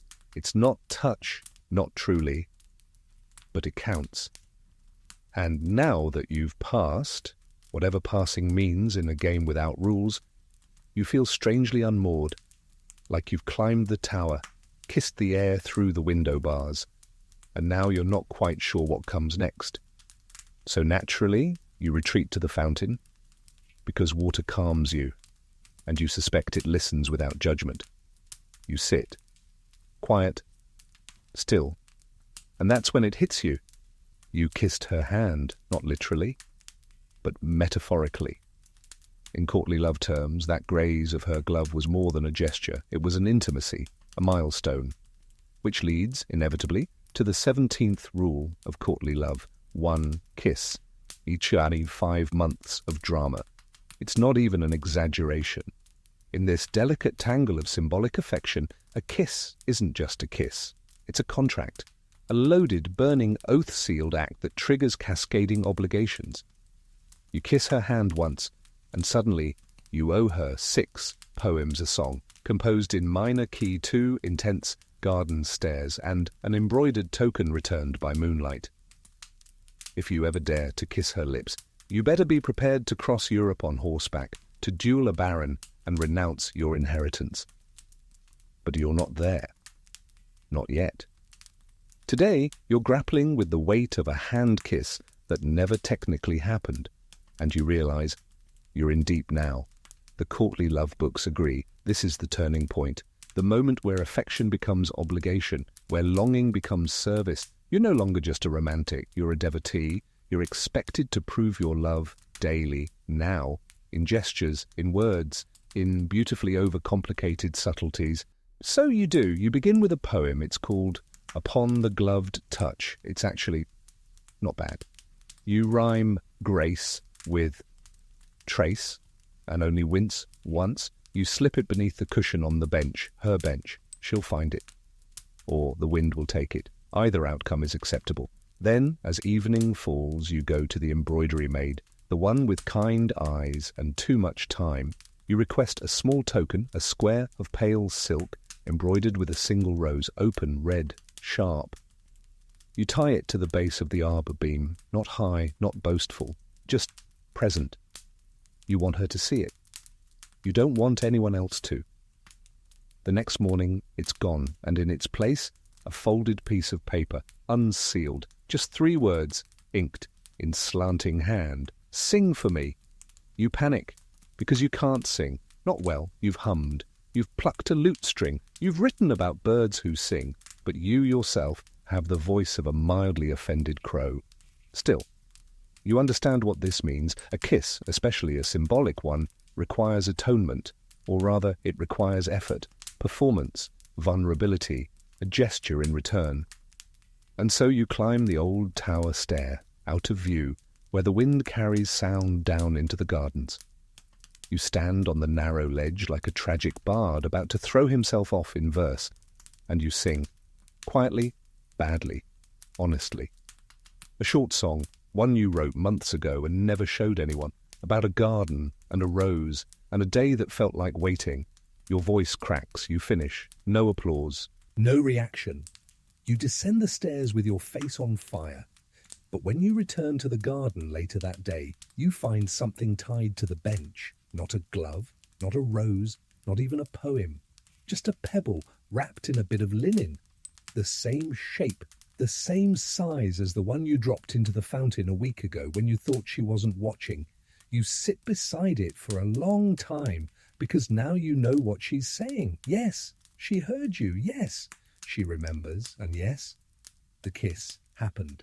Even if no one ever saw it, the pebble remains where she left it, nestled in folded linen, smooth and silent, an object with no monetary value, and yet somehow it now carries the weight of an entire romance novel's climax. You don't touch it. Not yet. Because in this world, in this slow, burning, carefully choreographed waltz of feelings and foliage, even touching a stone has consequences. Instead, you sit near it, pretending not to be there for it, pretending not to look at it every 7 seconds, pretending your heartbeat hasn't now become permanently synced with the rhythm of her decisions. And when you finally reach for it, you do so like it's a holy relic, which in a way it is. This is what courtly love does to you, turns garden gravel into sacred scripture.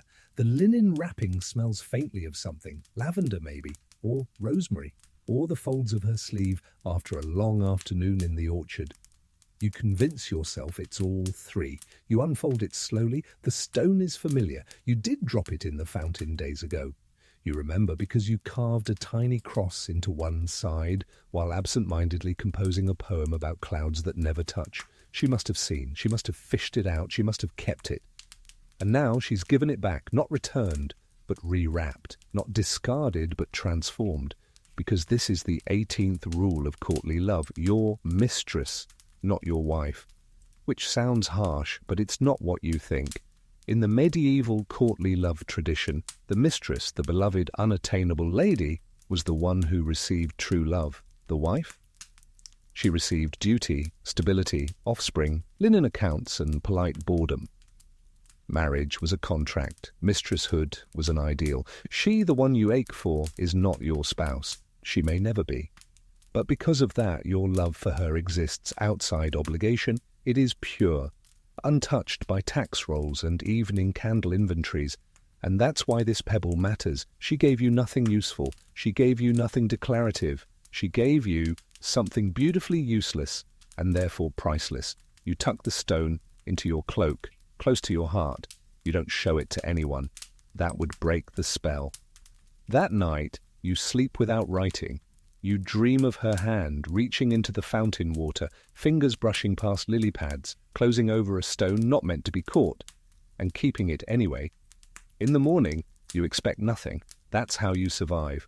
But there she is again, in the garden, alone. She stands, facing the arbor, not sitting, not reading, not sewing, just standing.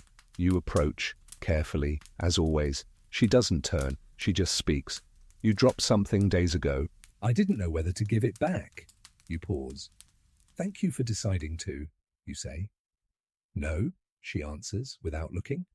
Thank you for letting me. And that's it. That's everything. In courtly love, you don't need declarations. You don't need ceremony. What you need, what you live for, are these quiet recognitions, these shared moments where both of you acknowledge this isn't supposed to happen. And yet it is. You sit near her, not beside, just close enough that your shadows almost touch on the stone wall. Neither of you speaks again, and it's perfect. Historians continue to argue about the practicality of this kind of love. Was it real? Was it escapism? Was it a political game played with embroidered gloves and poetry contests? You have no idea. All you know is that you'd rather sit here in silence with her shadow touching yours than have all the declarations in the world shouted from a balcony. Because she isn't your wife, she's your ideal, and you will suffer for her, freely, willingly, quietly, forever if necessary.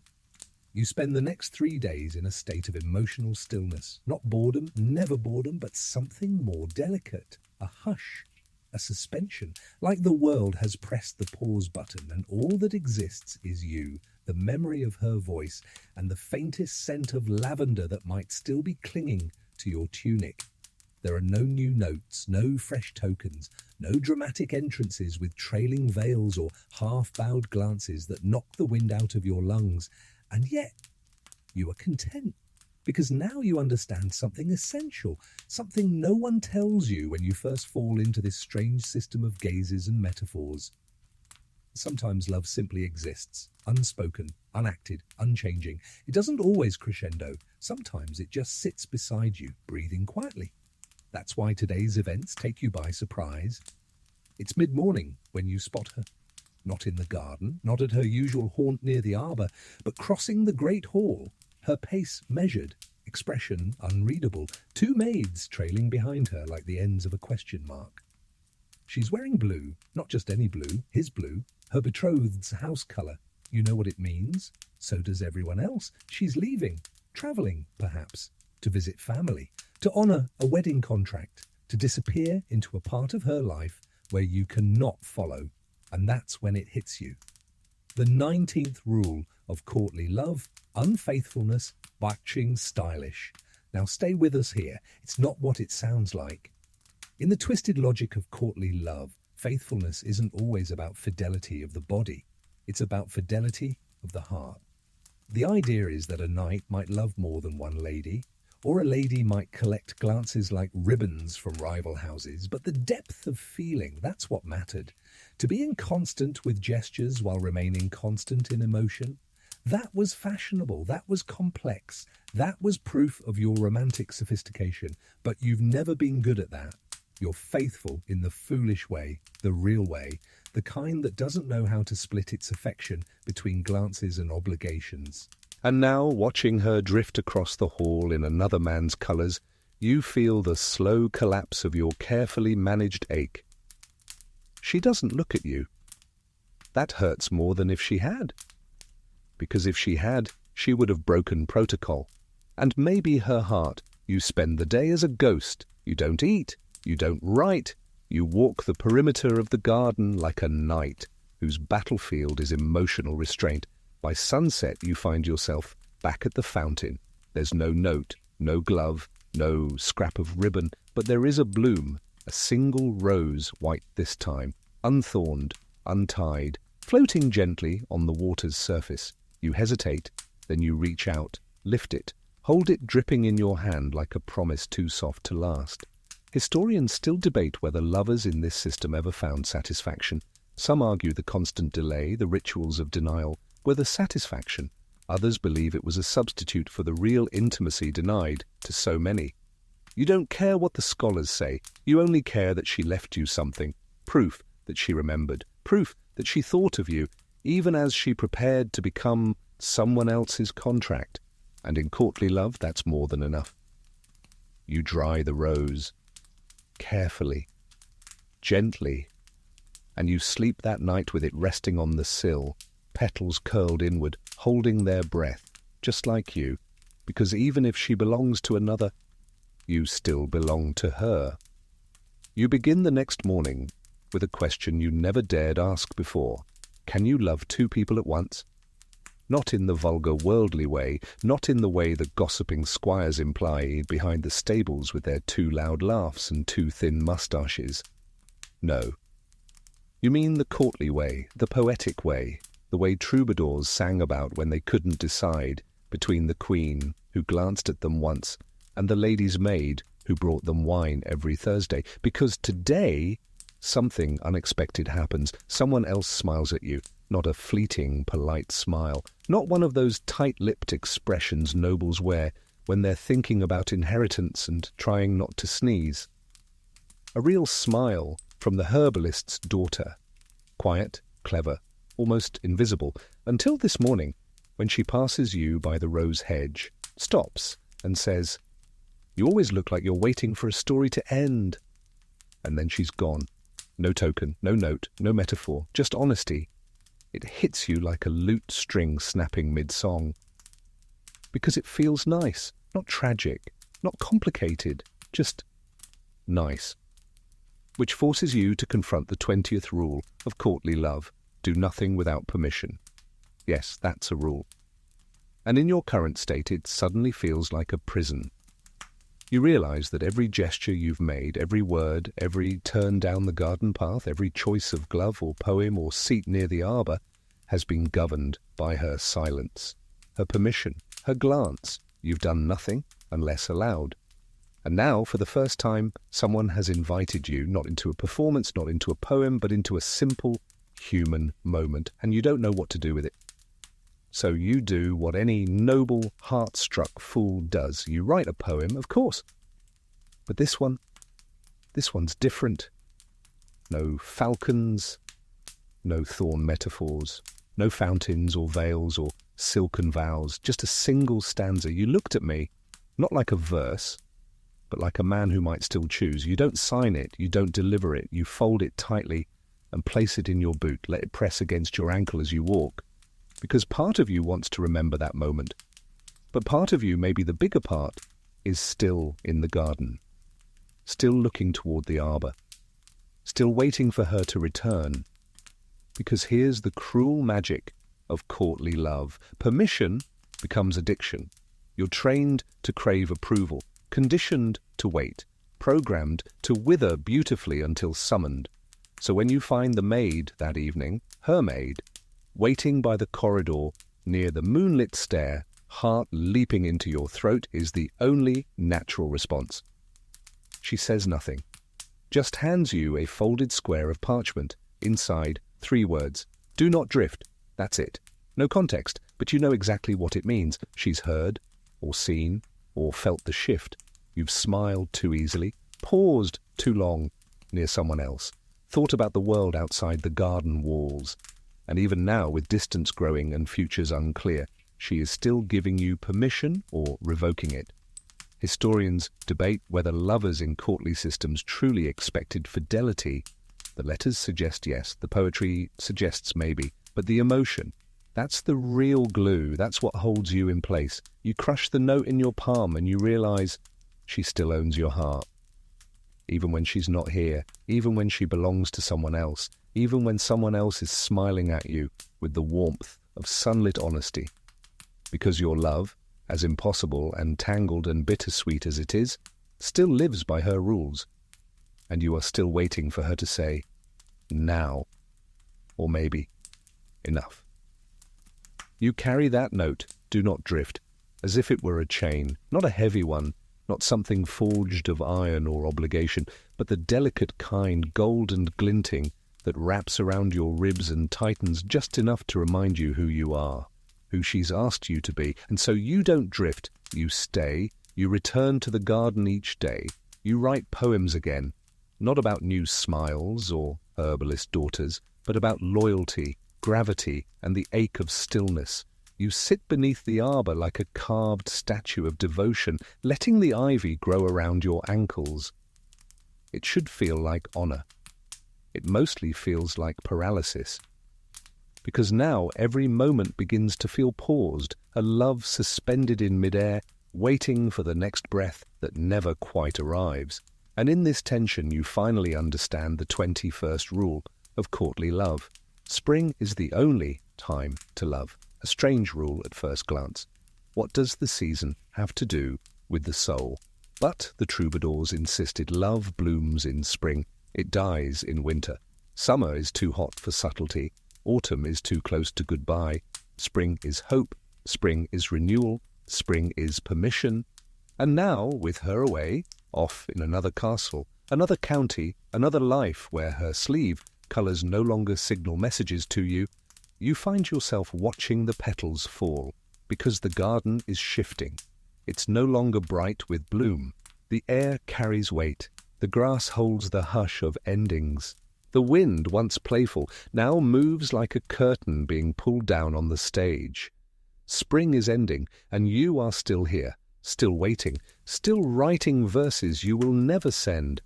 You try to pretend the season doesn't matter, that your love transcends sunlight and blossoms and seasonal metaphors, but even the fountain seems to disagree, its trickle slower, its reflection murkier.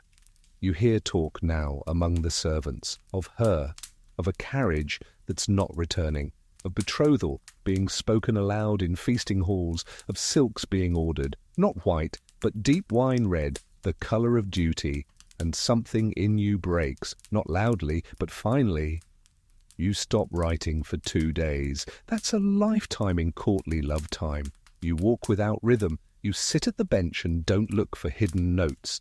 You stare at the sky and feel nothing poetic about it. And then, on the 3rd day, you find something. Not a ribbon, not a pebble, a pressed blossom folded between the pages of your discarded book on the fountain ledge. It's a crocus, spring's first flower, faint, almost crushed. Pale violet turned nearly grey. You lift it in silence. No message, no explanation, just the bloom itself. You wonder, did she send it before she left? Did someone deliver it late? Or did she return and choose not to speak? Historians still argue whether these seasonal rituals were taken seriously or just used for pacing poetic stories, but you believe in them now, because this little flower, faded and late, feels like the last line in a poem written across a season and closed without your consent. You press it to your lips, you close your eyes, and you say goodbye, not to her, but to spring, to the moment when all of this felt possible. You begin to move through the castle like a shadow that forgot it once belonged to someone, not mournful, not dramatic, just quieter than you used to be, still enough that the breeze no longer recognizes your silhouette. She is gone. That part is clear now, and so is the season. The crocus has dried into a pale sliver of memory. The garden smells less of roses and more of damp stone. The fountain reflects only grey. And that's when the rumours start. A wedding confirmed. A date set. A name, his, of course. You stop listening after that, because you're not here for confirmation. You're here to grieve in the precise, ceremonial way that courtly love demands. Which brings you to the 22nd rule. Love letters, but make them weird. You've written dozens already. Most you never sent. Some you buried in the dirt near the pear tree. A few you folded into origami swans and left near the arbor, like offerings to a goddess who prefers cryptic gestures over flowers. But this one? This letter? You write it with no intention of hiding it. You want her to read it, or rather, You want someone to, because now the act of writing the love is all that remains. You begin. My lady of thorns and silk, I have watched the seasons rethread your name into the leaves, then wash it away. I do not curse the spring, but I do miss it. I remain where your shadow last stood. That's all. You don't sign it. You don't fold it with ceremony. You don't seal it with wax or ribbon or tears. You simply leave it on the bench exposed to the wind. If it blows away, so be it. Because now you're starting to realize something terrible and true.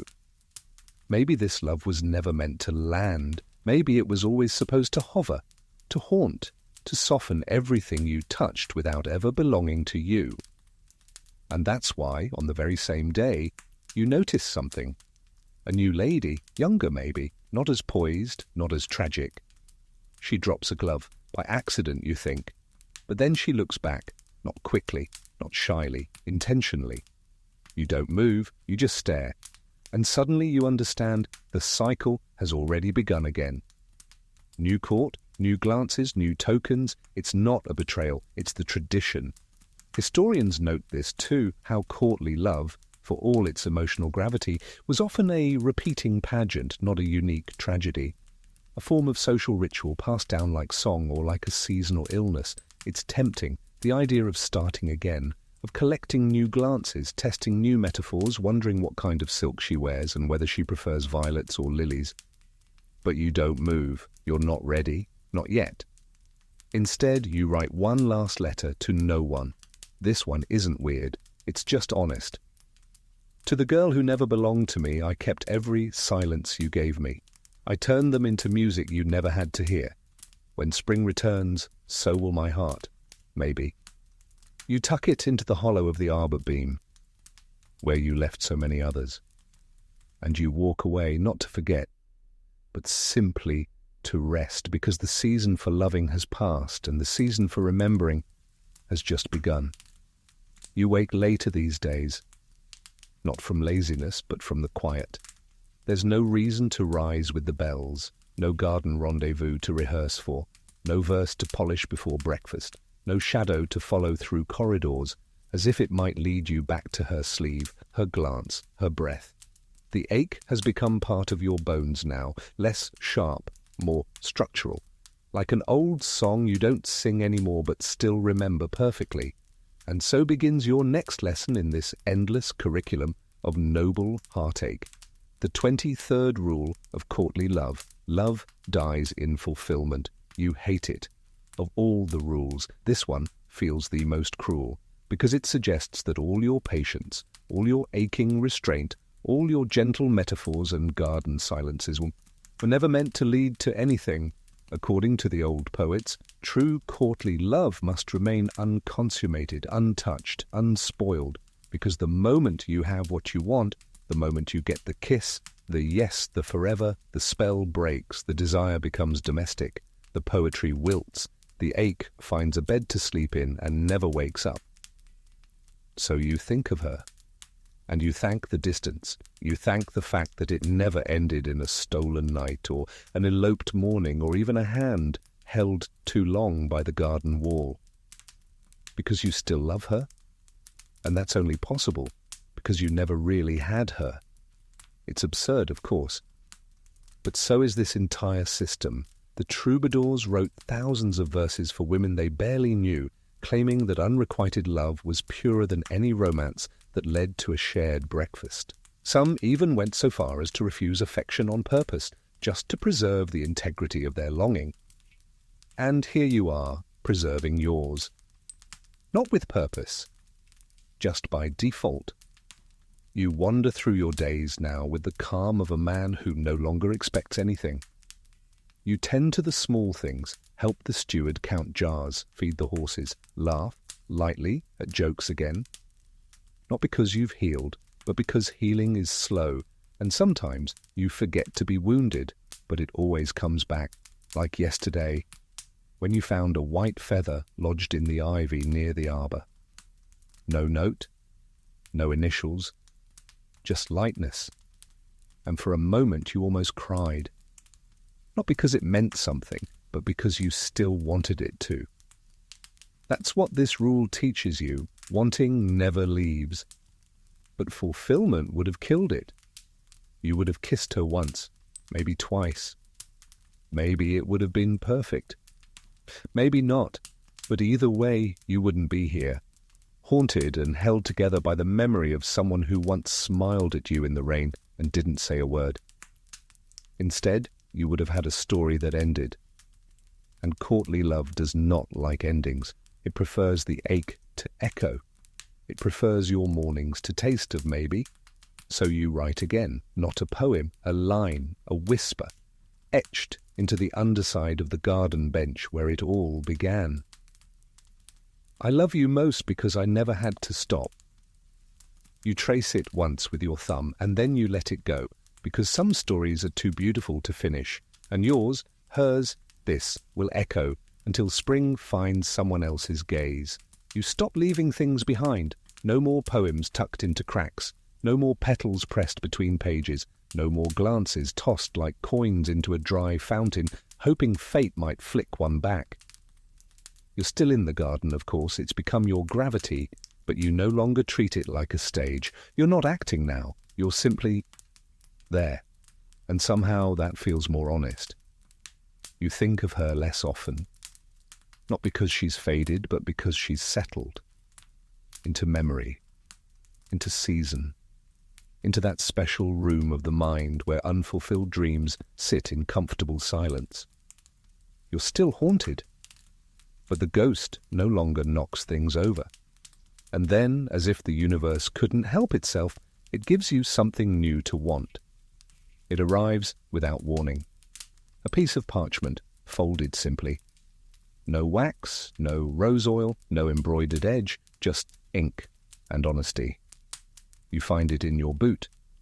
You unfold it, expecting a leftover poem, a draft you'd forgotten, a fragment from the old script you've stopped performing. But it's new and it's not from her. It reads, "You do not walk the garden like someone waiting. You walk like someone choosing. I hope you choose again." No signature, no hint, but you know it's not hers. And that's what startles you most, not the message, but your certainty. Because her writing always curved at the ends. Her ink was lighter, her voice never sounded like this. Which brings you inevitably to the 24th rule of courtly love, the ultimate courtly burn. That's not the official name, of course. The old texts call it amor repulsus delicatus, a delicate rejection, a poetic letdown, a beautiful no wrapped in a metaphor and set gently beside a vase of lilies. It happened more often than you'd expect.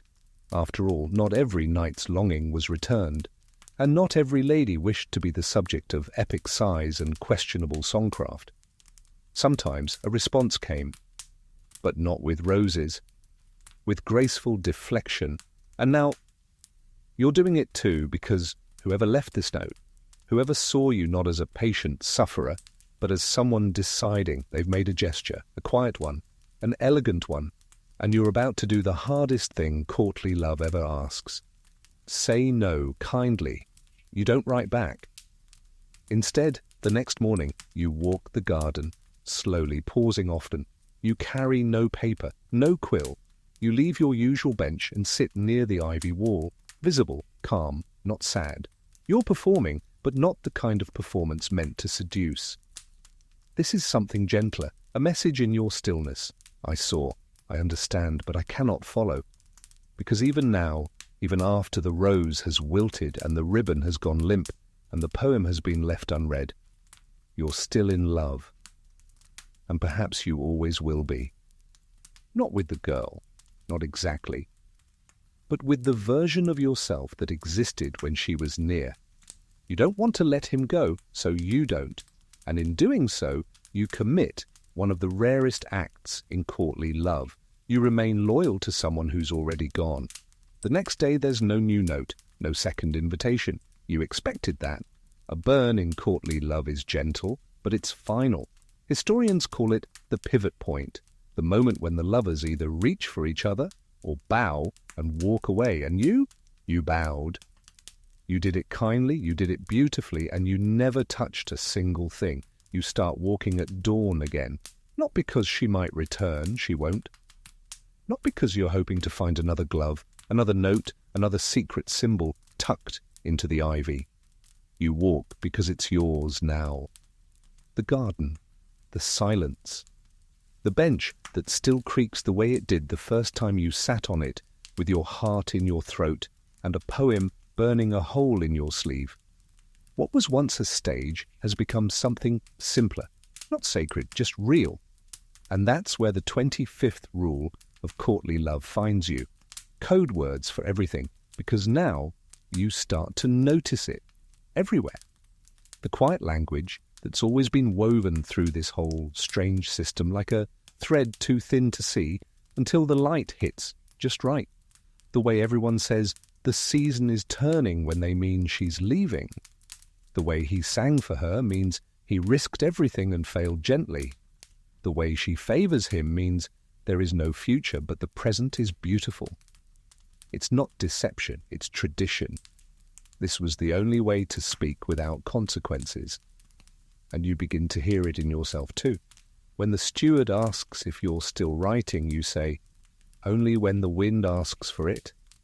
When the young squire asks if you ever loved her, you reply, "We shared a silence longer than most marriages."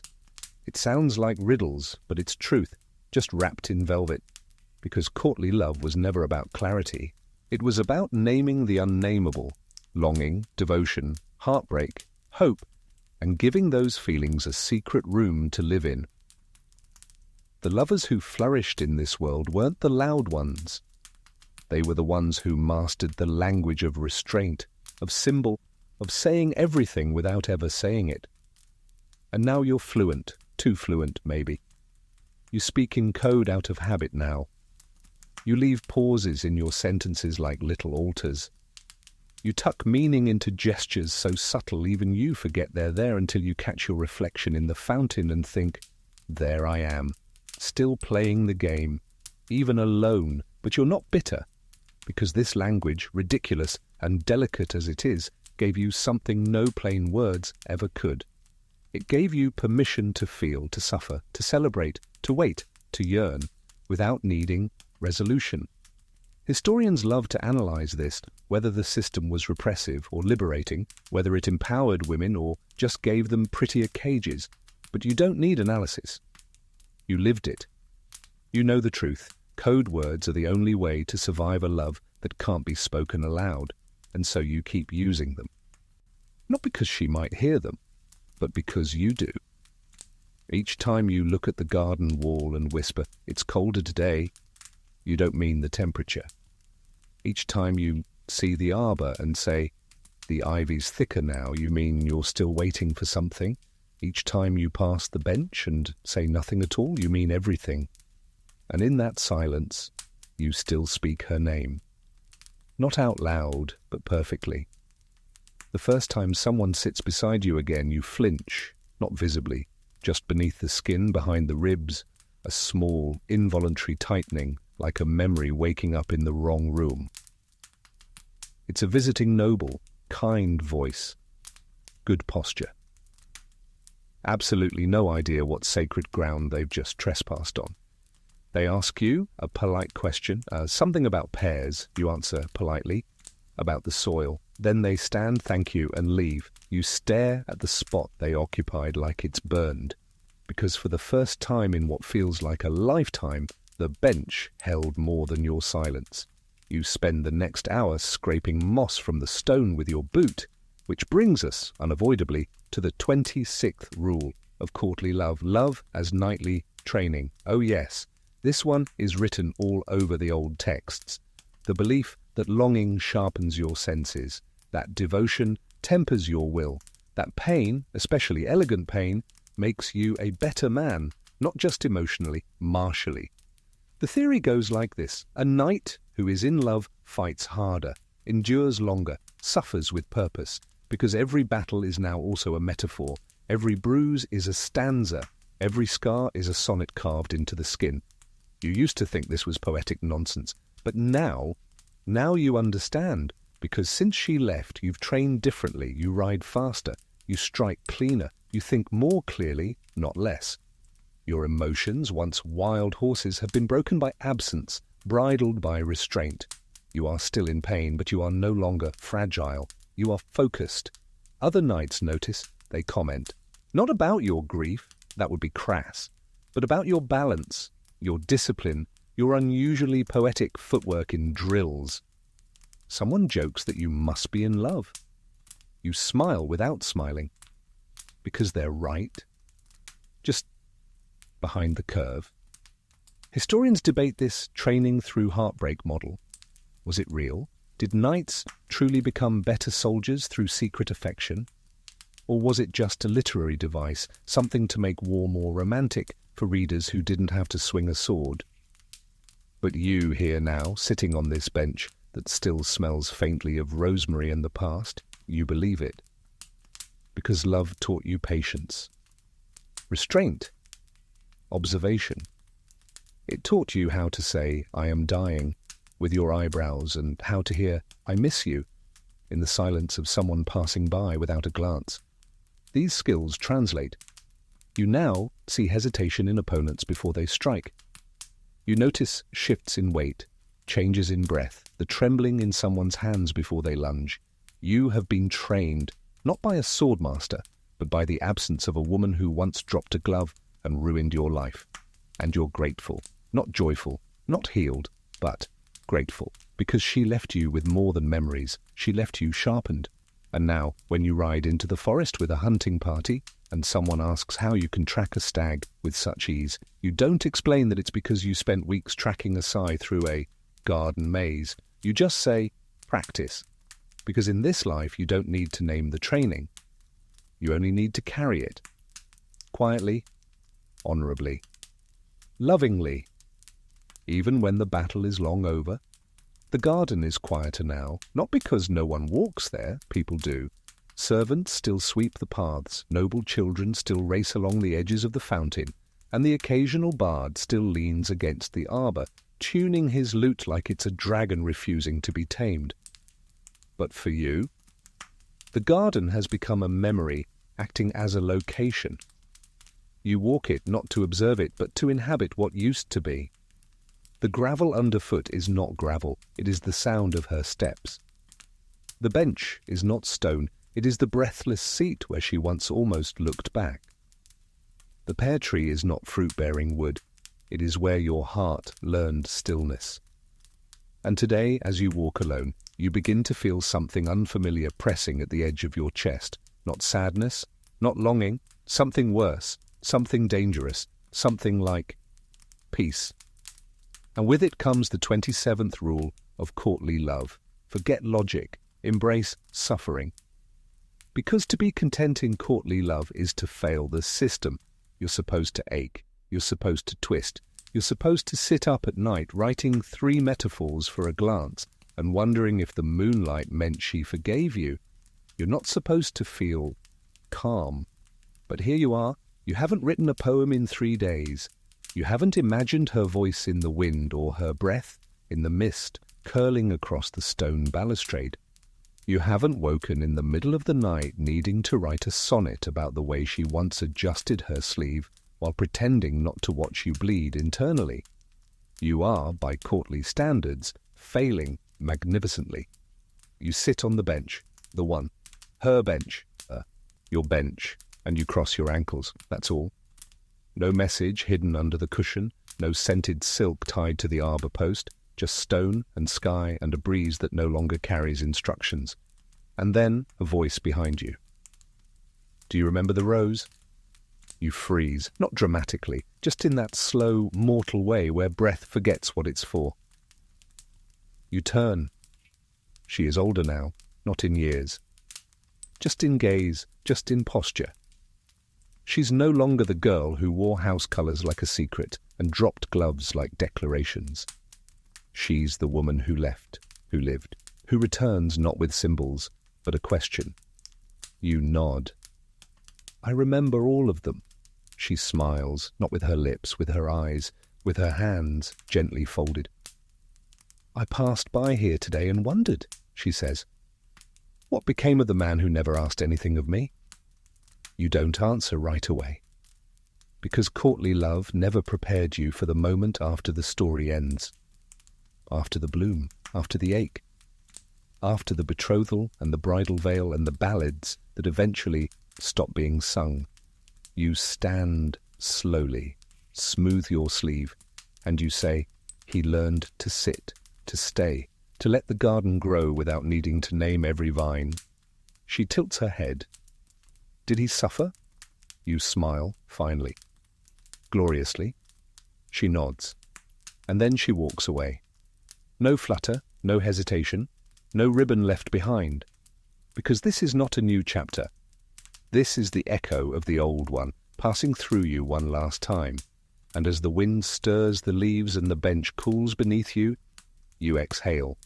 Not because the pain is gone, but because you have chosen to let it exist without holding it like a weapon. Courtly love demands you forget logic and embrace suffering, but sometimes the bravest thing you can do is let go of both. You do not follow her, not because you don't want to, not because some ancient yearning isn't clawing softly at your chest like it always did, but because you don't need to anymore. And that may be the greatest change of all. Because for so long, she was the thread tugging you forward, the whispered, not yet wrapped in garden air and metaphor. She was the source of your ache and the excuse for your stillness. She was both the wound and the rhythm of your limp. But now, she has passed through the scene, and you are still here, breathing, whole. This is when you begin to notice something odd. You start speaking like yourself again. No falcon metaphors, no references to stars that grieve or eyes that wound like swords. You say things plainly, things like, it's cold today, and I think it might rain, and even, I slept well. These are not lines from a troubadour's song. They are not meant to woo or echo or bloom across parchment. They are just true. And that's when the 28th rule of courtly love begins to crack. The church frowns quietly. See, courtly love always lived in tension with the church. Love outside of marriage, a love that prized yearning over virtue, a love that made suffering feel holy but bypassed the altar. It wasn't quite heresy, but it was uncomfortable. The poets insisted that loving from afar purified the soul. That desire made you noble, that pining shaped character. That unfulfilled longing was a form of spiritual discipline. Clergy weren't always thrilled with that.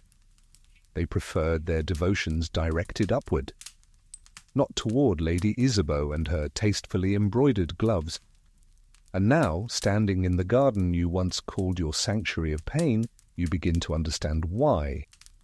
Because love, real love, not the theatrical kind, wants roots, not ribbons. It wants a hearth, not a hedge maze. It wants quiet mornings, full breakfasts, a chair that creaks in rhythm with another. But courtly love, it forbids those things. On purpose, because it's never meant to live forever. It's meant to burn, not settle.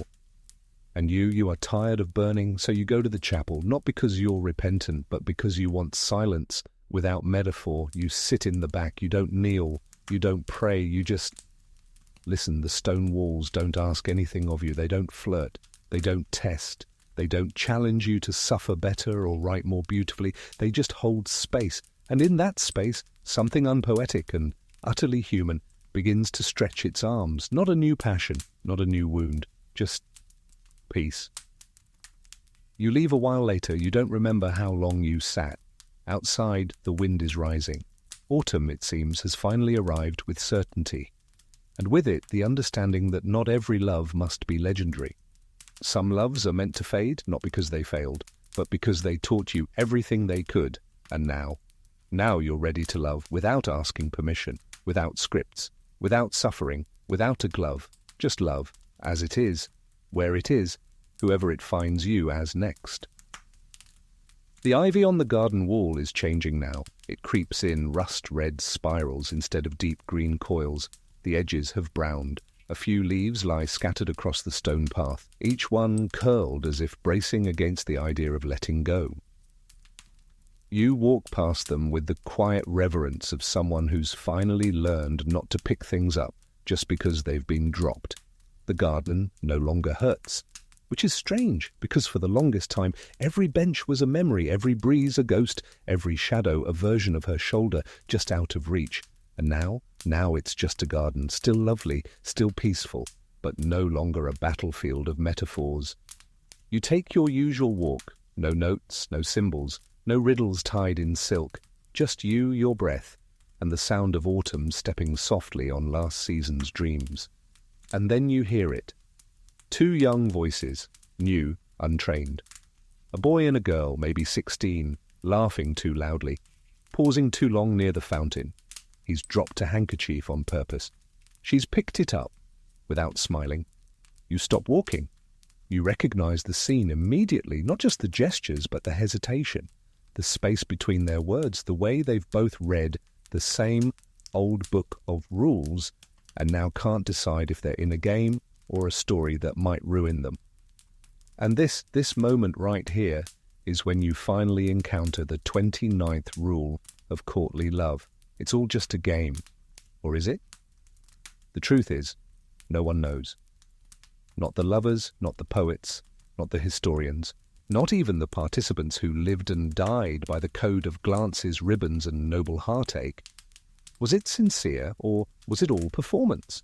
A way for nobles to flirt within a framework, a social charade to make emotional inaccessibility seem virtuous, a game to pass long afternoons when hunting was cancelled, and embroidery became a kind of emotional torture. You used to think it was real, then you thought it wasn't, then you thought it had to be. Because how else could something so painful feel so honest? And now you know the truth. It was both. Courtly love is the stage and the emotion, the script and the improvisation, the fantasy and the fallout. It is a game, but it plays with real hearts. You step aside as the young couple passes you, too caught up in their awkward choreography to notice the veteran ghost of the garden smiling faintly in their wake.